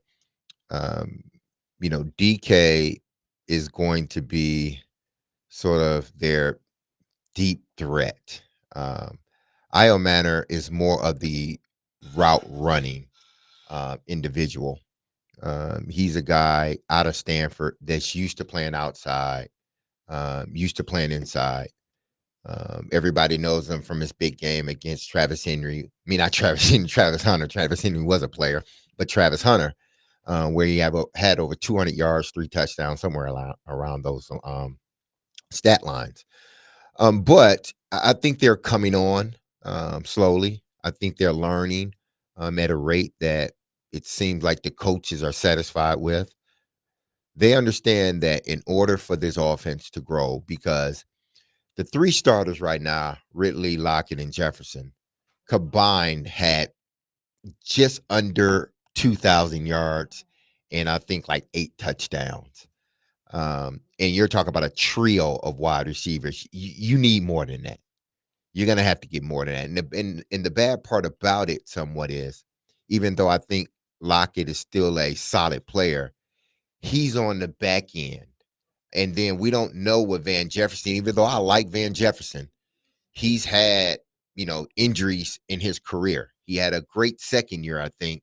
But then since that, he started to go downhill with the injuries, and he just hadn't been able to recapture what he gave his second year in the NFL. So you got 3 wide receivers in your core that tallies just under 2,000 yards combined and not over 10 touchdowns. You're going to need one of these or both of these young wide receivers to show some promise, at least one of them. Okay, so let's ask, because I've watched the practices. They'll make a play here and there. They look okay. Most of the time I see them making plays, it's with the twos. It doesn't, you never know until you really start going, right? It's still fairly early in camp. I haven't seen a first impression where I'm like, wow, this guy's going to contribute right away. I think we had that sense with A.J. Brown. True? Yeah, These guys look like your normal 4th-round picks that, okay, maybe over time it will happen, but I'm not seeing anybody saying, holy cow, this guy looks way better than your average 4th-round pick. But they're both, it's different because A.J. was drafted 2nd round to be a starting receiver. Yes. They And drafted him like to it from be the moment he set the on the starting field. receiver. So they approached it a little bit different. And like you said, AJ showed it. The minute he stepped on the field, you knew the kid can play in this league, and you knew he was a starter. Well, with DK and Io Manor, they're brought in a different situation. Yes, the team wants them to play right away, but also there's a learning curve to this. And this is a young team. So would they love for these 2 guys to crack the starting lineup and become, every game starters? Yes. More than likely, is it going to happen this season? Probably not. Now, but they still can be viable parts in a growing offense as they learn their roles. My realistic hope, if I'm Mike Barganzi, is that eventually one of those guys will be better than Van Jefferson maybe by the end of the year. He will maybe catch up and pass him because we kind of know what Van Jefferson is. You hope that Van Jefferson holds the spot and does well, but he's not a great NFL wide receiver. He's a solid pro. And the same might be true of eventually Tyler Lockett at some point. Maybe it's not this year, but maybe by the end of the year, like, wow, this guy has caught up. Tyler Lockett is a 10-year veteran towards the end of his career, and this guy's gaining fast. I would love to see that because those are the kind of success stories that you have to have if you're ever going to get your roster back to where it needs to be to contend. I'm going to tell you what the plan is. This is how they hope it. They hope it goes. Eventually, Tyler Lockett, they're going to phase him out. They hope to phase him out before the season. Yeah. And I'm talking about in the middle of the season, then start, depending on how the season's going, start going to the younger Io Manor, trying to go that way. I would love to see that. Because you get more speed, get more quickness at the slot position. And then eventually DK will take place of Van Jefferson, because this is a 2-year plan, 2 maybe 3-year plan for these 2 receivers, and they may end up drafting another one next year in the first round. Those 3 that are starting now more than likely will not be the 3 that are going to be in that new stadium. They're hoping that no doubt DK and Almanor plus the guy they drafted next year eventually be the 3 guys that they take into that new stadium. If not, 2 out of potential 3 with Calvin Ridley still being on the team. They're setting this thing up as the quarterback grows, the wide receivers grow. They all grow together. You draft you another one next year, and all 3 of them, Manor, DK, and the new receiver with the quarterback in the second year, they all grow into what Cincinnati has. That's what they want. That's what everybody wants. What Cincinnati has. Your young quarterback with your young receivers. Let's go to our friend Mark in Nashville on our phone line, driven by WilsonCountyHyundai.com. Mark, where you been, man? Hey, what's up, family? What's going on? Uncle D, Mace, and Willie. How What's y'all up, Mark? doing, man? We're how good to you hear doing? from you. Hey, man, I'm sorry to be lost in space like I have. That's been, okay. But, Life happens. Did you say Adam? Hey, did you say hi to Adam too? No acknowledgement. You never No acknowledge Adam. You never. Hey, I'm sorry, Adam. You know I love you to death, man. You know I do, Adam. You know I do. Adam's my guy, man. Hey, I know, Mark. I congratulated Adam when he became a part of the show and got on this show with you all now. So, That is true. Yeah, Adam know I love him and stuff, man. Yes. I'm sorry, Adam. My mistake. But y'all were talking about these wide receivers. Teammates, I don't even think Van Jefferson even makes the squad this year, man. I mean, I know they got rid of Burks, but Jefferson's just so inconsistent. Like Willie said, he's a good pro, but he's so inconsistent. I mean, Lockett, he does his thing in the slot. These young wide receivers you talking about, yeah, they're going to have to groom them and get them going and be a part of the system with Cam Ward and stuff, and maybe draft another wide receiver in the draft next year. Maybe draft 2 wide receivers somewhere in the first, second, third round. But I'd like to see them do that. But somebody's going to have to take the pressure off Ridley, because, you know, sometimes D-Mace, they play certain teams. They're going to roll that defense over there and try to double Ridley up, at least take him out the game and make somebody else prove it. But, yeah, I just wanted to get that in there, man. I hadn't forgot about y'all. Willie, you know, before I go, I wanted to tell you, man, I kind of heard what had happened and stuff. I just wanted to let you know, Willie, I'm here for you, man. My phone number's right there. If you ever need me, if anything, I'm there for you, man. I just wanted to let you know that. You're nice, Mark. I really appreciate that. The listeners are like family. You know, this whole city. It's unbelievable what happens, especially with radio. It's a special thing. That's right. You know, and the number 1 caller, Mark from Nashville. You know, to be fair, Mark. The ranks. To be fair, Mark, you haven't been calling us in a while, so you gotta build that back up. You may not be number 1 right now. We were gonna drop you down to number 2. Okay, that's all right. I don't mind earning my keep. Hey, the polls out this week. If I'm number 2, you can bet I'm gonna push myself back. Oh yeah. Well, this call did a whole lot for that. You're moving back. Thanks a lot. Yeah, I know y'all glad to hear from. But hey, Uncle D, Mace, family, Adam, Willie, y'all take care. I'll be calling back. All right, Mark. We look forward to it. Thank you for calling, Mark. Yep. But hot take from Mark. Jay Jefferson not making the team. Okay, because but maybe you can go back, yes, because Van Jefferson was signed to be more of a placeholder, as opposed to a DeAndre Hopkins, where you bring him in, there's an expectation level. I mean, he is blocking a young receiver, and that's what happened last year. Yeah, Van Jefferson is more of a placeholder than a block. Yeah, right? Van is not blocking anyone. If one of these young receivers, show that it'd be more so Manor, because he'll slide into that X position.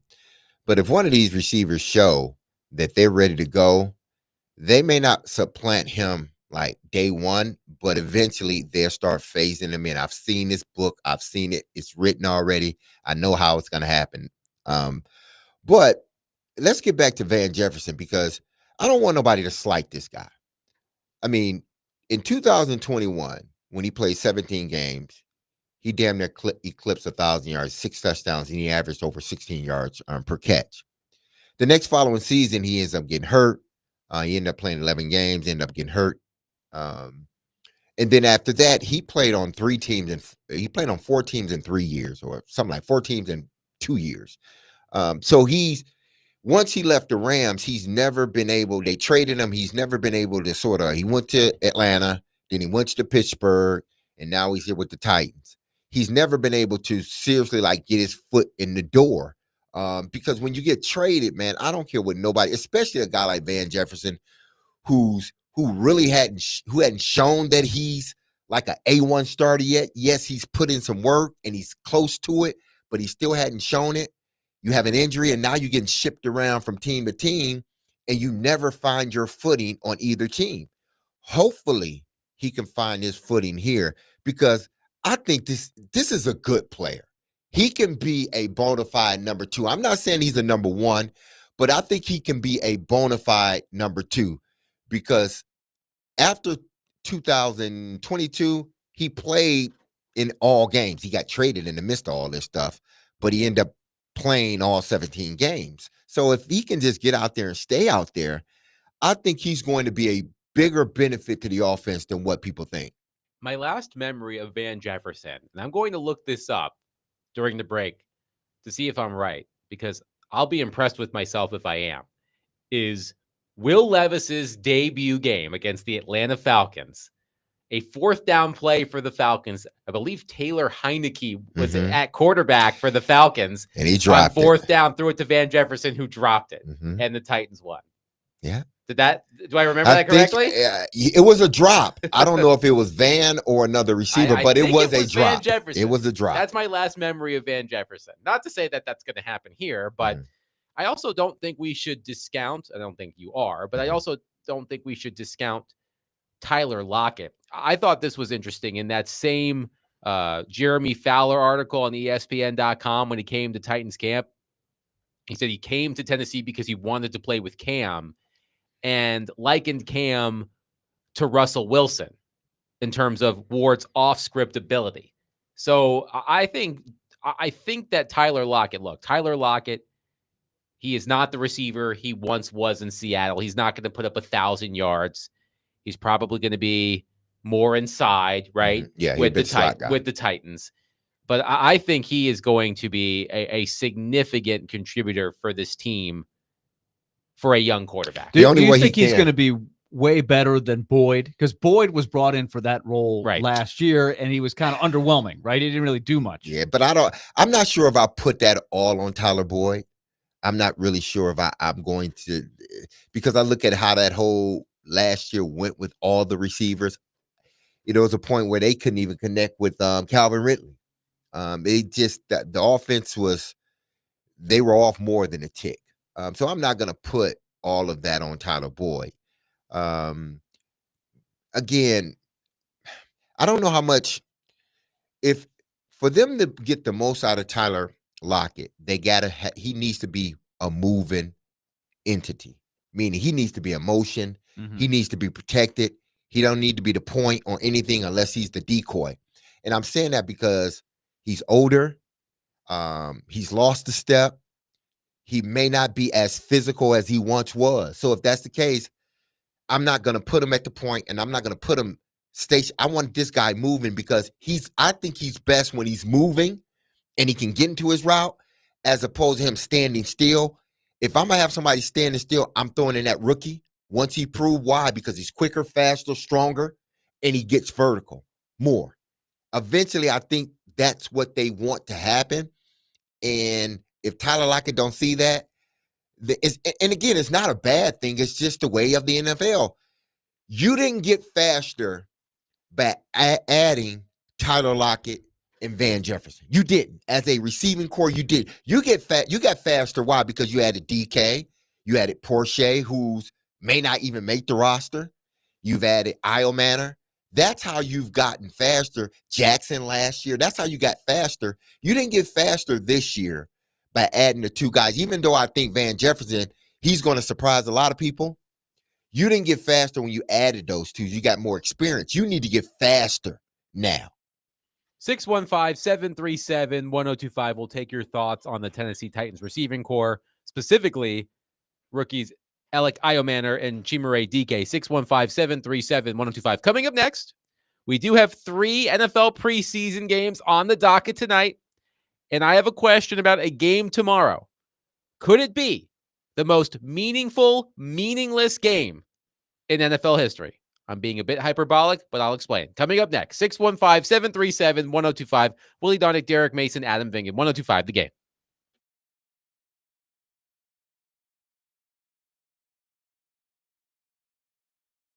But maybe we just pay just because Cam Ward is such a good name. Derek Mason here, and if you injured yourself in a motorcycle accident, go to lawtigers.com for your free case evaluation. Even if your accident was months ago, you have nothing to lose by calling Law Tigers for your free case evaluation. Insurance companies want to pay out as little as possible, or frankly, nothing at all. Law Tigers make sure you get the compensation you deserve and doesn't get paid until your case has been settled.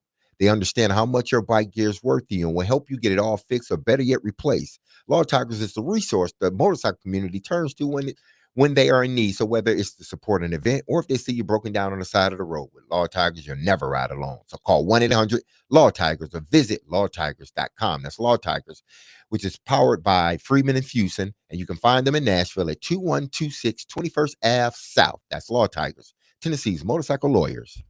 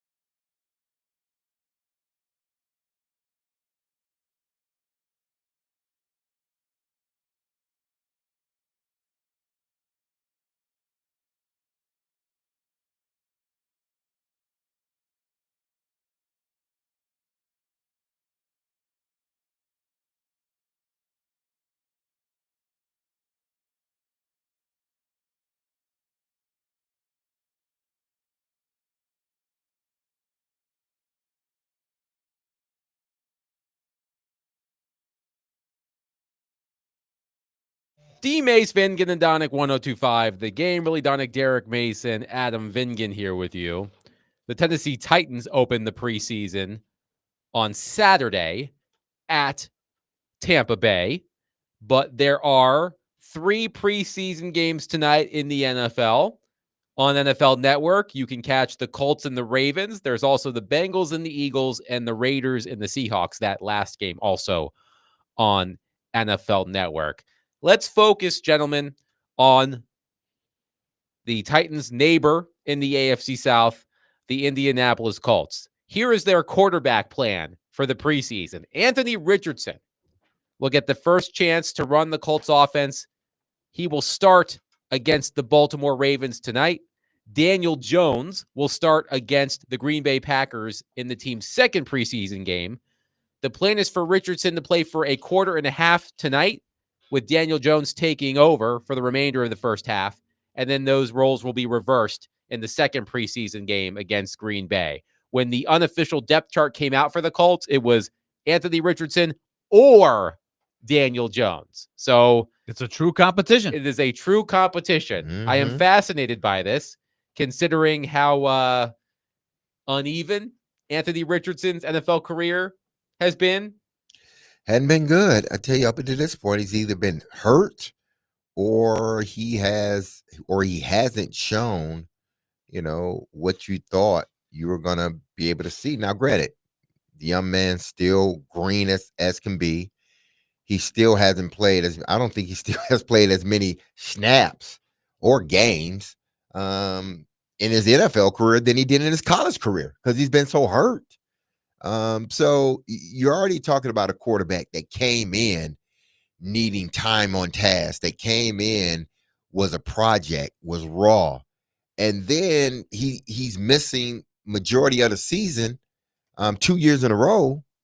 I mean, yeah, it is an open competition because what you thought he was going to be able to get his first year time on task, he wasn't able to because he got hurt. Willie, do you know off the top of your head what Anthony Richardson's completion percentage was last season in 11 games? No, but I know that's the issue. 47.7%. I thought it was overall 50-something. 47.7%. I knew it was not good. And I heard it described today. Is it Ken Venturi? He is their analyst, former coach. He was talking about it in these terms. He said it's like a basketball player that can jump out of the gym with great slam dunks, talking about his running ability and his, he described it as like a tailback, and he's big, right? He's hard to, and he says he throws a great deep ball so he can hit threes. But the mid-range game is the big problem. And that's where he is really, really behind. This is interesting, maybe only to me. Date of birth, Anthony Richardson, May 22nd, 2002. Date of birth, Cam Ward, May 25th, 2002. They were born 3 days apart. One guy's entering his third year. One guy's entering his rookie year. But this is how college football goes.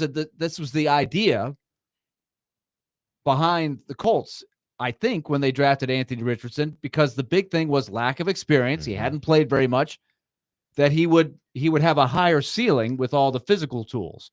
And so here they are going in. They're essentially, they're almost exactly the same age, and they're going to be quarterbacking their groups. So you have now 4 quarterbacks in this division that are all around the same age. And now we see, how it's going to go the next 3 to 5 years. So can Richardson even win the job back? Because it's not a guarantee, because Daniel Jones is probably the safer choice. They feel like they've got better weapons around him. But I think the tie goes to Richardson, right? They want to see him grab that job back. Yeah, if it's close, I think Richardson gets the job because he was their draft pick. 2, he's younger. And 3, he gives not to say that Daniel Jones can't get outside the pocket, because he can, but he does fall when he has the opportunity to score. He does do that. Wasn't that him that fell wide open? Yes. But I have a soft spot for Daniel Jones, right? He ran so fast, though. Like he ran so fast he fell. Need I remind you where Daniel Jones went to school? Duke guy. There you go. He's a Duke guy. So always have a soft spot for Daniel Jones. So, but I look at this, and if it's a tie, I'm pretty sure it's going to Richardson. But this is why I say, and this is why I have been saying, that as bad as we may think the Tennessee Titans are, like their roster, and it's an improving roster, but they haven't gotten there yet. There are other teams within their division that have their own troubles. And as long as they have their own troubles, the Titans are already in it. Indianapolis got their own troubles. Houston, they got their own troubles. Jacksonville, they got a new coach, and they don't know what they're gonna get, if their quarterback has reached his ceiling or not. So every team has their own little problems. I know the Titans' problems are a little bit bigger, but as long as those other 3 teams are still dealing with Indianapolis, a quarterback situation, Jacksonville quarterback coach situation, and Houston, can they rebound from what was a disappointing season last year? It surprised me last year. I think we talked about this a lot. how quickly, given his age and lack of experience, the impatience that the Colts had with Richardson. I mean, it almost seemed like they were ready to just move on almost. It got that bad.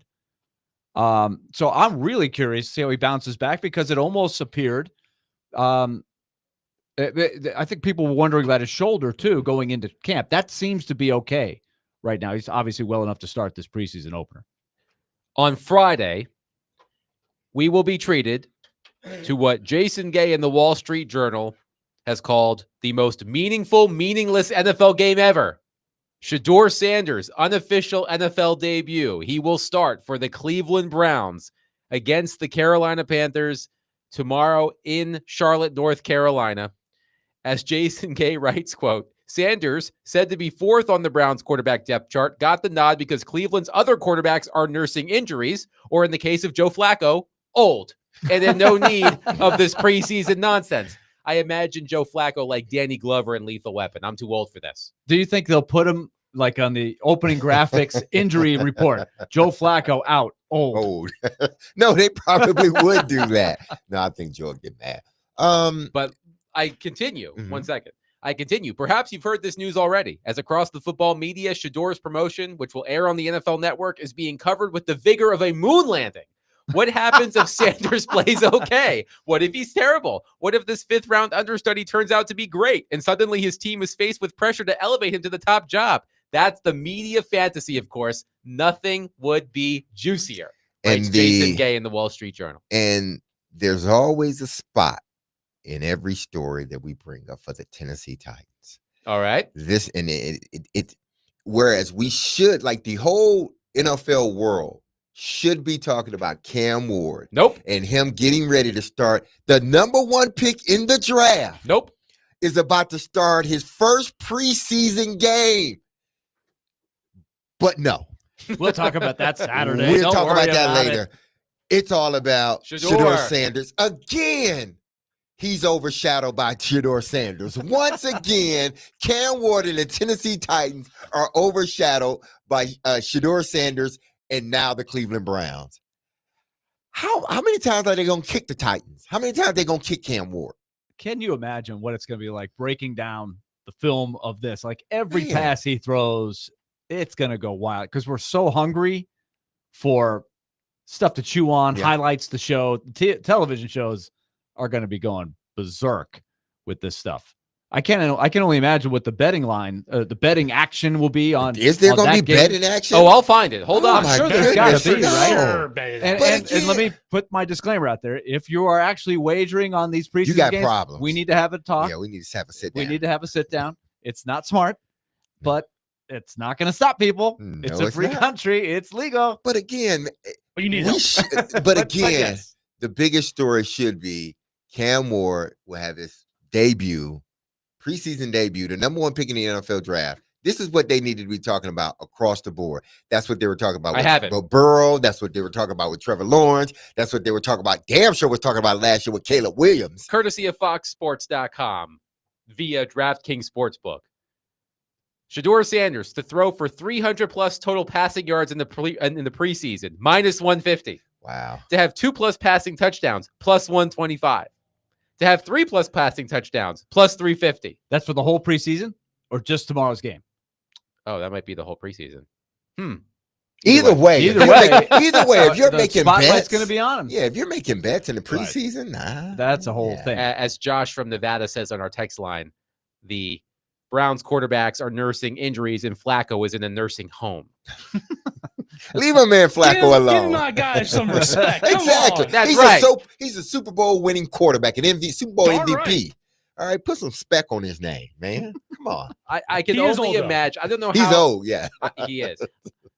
In football terms. I don't know how long the Browns plan to play Shedeur Sanders tomorrow, but man, oh man, if he shows out in that limited sample. The buzz. Ooh. The buzz is going to be cray, as they say.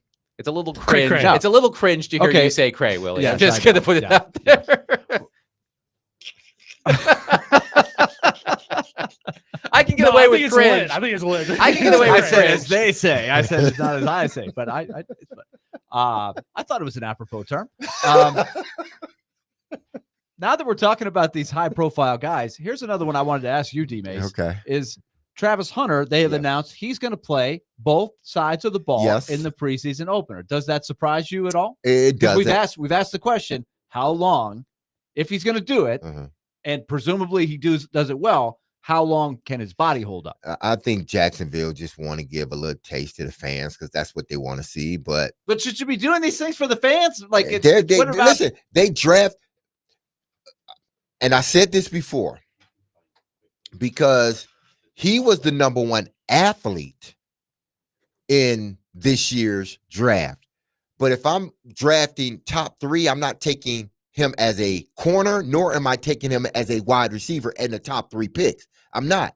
You took him because he can play both. So if that's the case, what you got to do? Well, you got to pay him both. Throw him in the there. preseason, you got to do it to see, hey, can this kid handle it? Even if he does handle it well in preseason, there's no way, and I repeat, no way that he can handle it in the regular season because it's too rigorous. He did it in college. Fine, I could have picked out 20 other people that could have did it in college too. But when you probably not at his level, damn sure not, but they could have played both ways. When you get to the NFL, it's hard to do. And I mean, it's extreme. It's so hard to do. After a while, and I can attest to this, they wanted to, if you're doing receiver and special teams, they want to take you off the special teams unit once you've proven yourself as a receiver. Why? Because it's taxing on your body. I got taken off of being a punt returner because I was the every down number 1 receiver on this team. And it was told to me, we got to pull you off of this. As much as you probably want to do it, we got to pull you off. Why? Because you don't need to take unnecessary shots, and we need you on offense. So if Travis Henry go out there, Travis Hunter, I keep on saying Henry, Travis Hunter go out there. We're going to have to start like a swear jar for that. Yeah. And if he proves that he can play the wide receiver position at a high level, he ain't playing defensive back that long. He's just not. Let's go to T-Mac on our phone line, driven by WilsonCountyHunter.com. T-Mac, thanks for calling. Go ahead. All right. You know what? I seem to be the only one that think this about Travis Hunter, but I don't think he's that good of a prospect. And here's why I say that. He plays wide receiver and DB. If he gets hurt, you lose 2 players instead of 1. So I think he's more risk than reward. I hang up and listen and see what you guys have to say. Thanks, T-Mac. Thank you, T-Mac. There's a lot riding on him. Yeah. Especially with what they gave up to get him. Yeah, we've had 2 hot takes on here. One, Vance Jefferson will be cut. And now Travis Hunter isn't the player that we think he is. Listen, I think Travis Hunter is a damn good player. We're going to find out which side of the ball he's going to be better on because he can't, for a long period of time, do both. Now, they may have him doing it. If he becomes, it seems like they have him on the offensive side predominantly now, and they would throw him in there on defense. But if they're looking to play him 80-something snaps on offense and 40-something, you can't do that. Even 60, no, you just can't do that, man. You're going to have to find out if he's your number 1 wide receiver, then, okay, treat him like New England treated, what was the wide receiver name? That he was wide receiver, punt returner, but he played the slot for them. Troy Brown? Yeah, Troy Brown. Treat it like Troy Brown. Bring him in, certain packages. He may play, don't put him in on no run plays. What you would think would be a run play or your run defense, don't put him in on that. Put him in 10 plays on offense where it's a passing down. Don't put him in there when it's a run down, it's 1st and 10 or 2nd and 4. You're opening him up to be exposed eventually to being hurt. So you just throw him in there when it's 3rd and long or 3rd and medium where they have to throw the ball more than likely. Before we go, when it comes to Jacksonville, there's only one thing to say, David James. Duval. There it is. Oh, there it is. I love that so much. Oh, it's so bad. It's so bad. Yours wasn't that cringeworthy. Yeah. What yeah. was more Cray is much cringeworthy? more cool. Willie Donick saying I was on Cray the cutting or edge. Liam Cohen with saying that. Duval? Come on. I Well, was a lot that's cooler tough than one, that, guys. That's a tough one. Give me a little credit. Willie, I'm on your side. I think it's a Duval, man. We call that a pick'em in this business. 615-737-1025. We'll wrap up the show with an update on the story that broke earlier this week that almost led George Kittle to retire in protest. We'll share it next. Willie Donick, Derek Mason, Adam Vingan, 1025 The Game.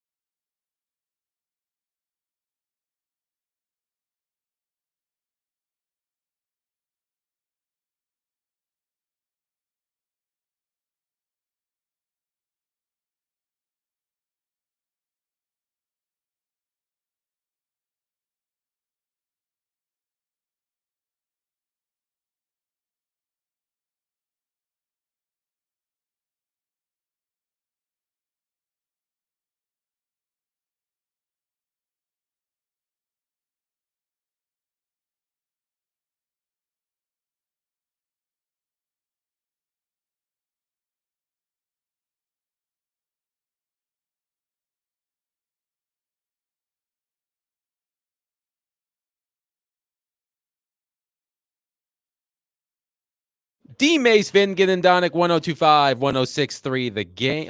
Well, 1025 The Game. You can also listen to us on 1063 The Game, but we prefer 1025 The Game. Bad habit there. Hey, as long as it's still a part of Cromwell, That, we're good. that is true. I did still not hear us. I did, Yeah. yes, you can still hear us.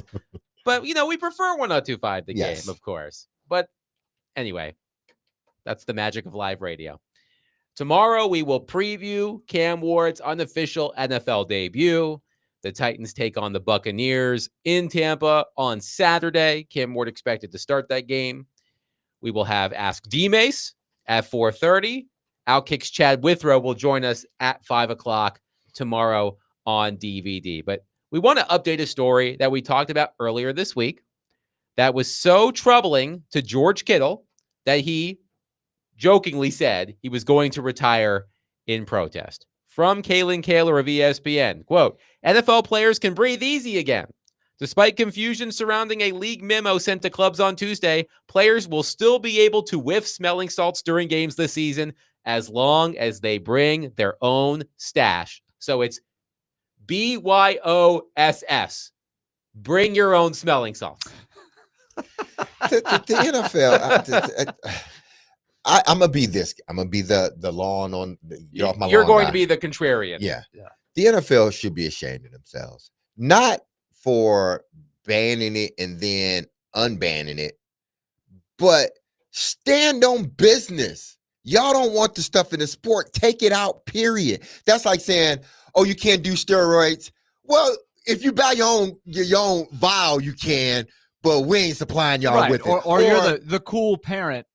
I have I'm not gonna name any, but like the cool parent that's like, hey, yeah, you can come over here and drink. Just I'm not giving you the drinks, right? No, you can't drink. I've even seen people like, we're gonna sign a waiver, just so everybody knows the kids are gonna be safe here. But sign a waiver. You're not blaming me if anything happens. Like it's just like, no, NFL. You know that this can be a potential You've already said it. That's why you said we're not providing it anymore. Right. Why would you then? That's like telling my kid, you can't do this. I don't want you to do this, or I'm taking this away from you because it harms you. But then say, oh, you can go buy it for yourself. I'm taking the cigarettes away from you because it harms you. But 15-year-old Derek, when he was 15, you can go buy them yourself. It's just idiotic. NFL, stand on business. Like, outlaw the stuff. There is no benefit to it. I may have burned some brain cells sniffing that stuff. When you know better, you do better, right? NFL, you've been in existence for what, 60-something years, 50-something years, 60, I don't know. You know it ain't good for you. Just outlaw it, period. You can't bring it in the building. You can't have it. You get caught, you're getting suspended. But no, they say, oh, well, you can bring your own, knowing good and well that they're going to be supplied with them somehow, some way, and then they're going to be, it's like, you didn't stop anything. Like, why would you even make the announcement anyway? ESPN obtained a message from the NFL Players Association sent to players Wednesday that indicated the union sought clarification on the league's ammonia ban and received confirmation it only applied to clubs providing ammonia to players. Quote, we were not notified of this club policy change before the memo was sent out, the union's message said. To clarify, this policy does not prohibit player use of these substances, but rather it restricts clubs from providing or supplying them in any form. The NFL has confirmed this to us. Well, the problem is that may have been something you had to collectively bargain. And it was so minute to them that, okay, we're just not going to supply you with it, but you can bring it. But again, it's like, you know that there is no benefit, like health benefit, especially not long-term, to guys sniffing this stuff every week. And some guys may sniff it every practice. There's no benefit. So just outlaw the damn stuff. And this is why NFL, this is why things happen. Y'all always reacting to something instead of being proactive. Put on your big boy pants and say, no, you can't bring this stuff in the building, period. No smelling salts. None. But and because the little kids then do you what have y'all to deal with George Kittle and the wrath of George Kittle. And maybe Chris Mason and Hal Gill. But well, they can do it now because they're not playing. No, they're not playing. I did see a clip, by the way, Willie. I thought of you. I did not send it to you. Of the MSG crew who calls Islanders games using smelling salts before a broadcast. Yes, okay. I will send it to you. So it did make me laugh. Did they get their stuff from Chris Mason? That's I don't know. I think it was Thomas Hickey. Thomas Hickey does games for MSG, yes. I think he was doing it. All right, here's a question, though. Didn't you read something about it can mask concussion symptoms? I did read that the other day. Because doesn't that I have it really right tell here. you That's why you know what The memo indicated. And I said that yesterday. The memo indicated the NFL's head, neck, and spine committee made the recommendation for the ban because the FDA issued a warning in 2024 about the negative effects of ammonia inhalants, including, quote, the potential to mask certain neurologic signs and symptoms, including some potential signs of concussion. I predict that they will eventually outlaw it, period. But because it seems like this was the NFL just doing it without telling anybody, then they had to be like, okay, we gotta pull it back. Right. So, but I think eventually they will outlaw it, period. But do you think the players, like I'm just thinking of George Kittle, Mm-hmm. George Kittle probably does it for the same reason that everybody in history has probably done it. Like it just gives you a little pep just for a moment, right? It doesn't really, but in the moment, it's like, this is what I need. I got to get the blood flowing. Let's get going. It's not, hey, I'm taking this because in case I get a concussion, it's going to mask the symptoms, right? That's not why they're taking it. No, they're right? not taking it for that. In fact, I hadn't even heard anybody taking smelling salts in 20 years. All of a sudden, it's like a trendy thing again, right? Well, because this study came out and the NFL said, oh, we need to do something about it right now. Oh, somebody did something, yeah. And they did something.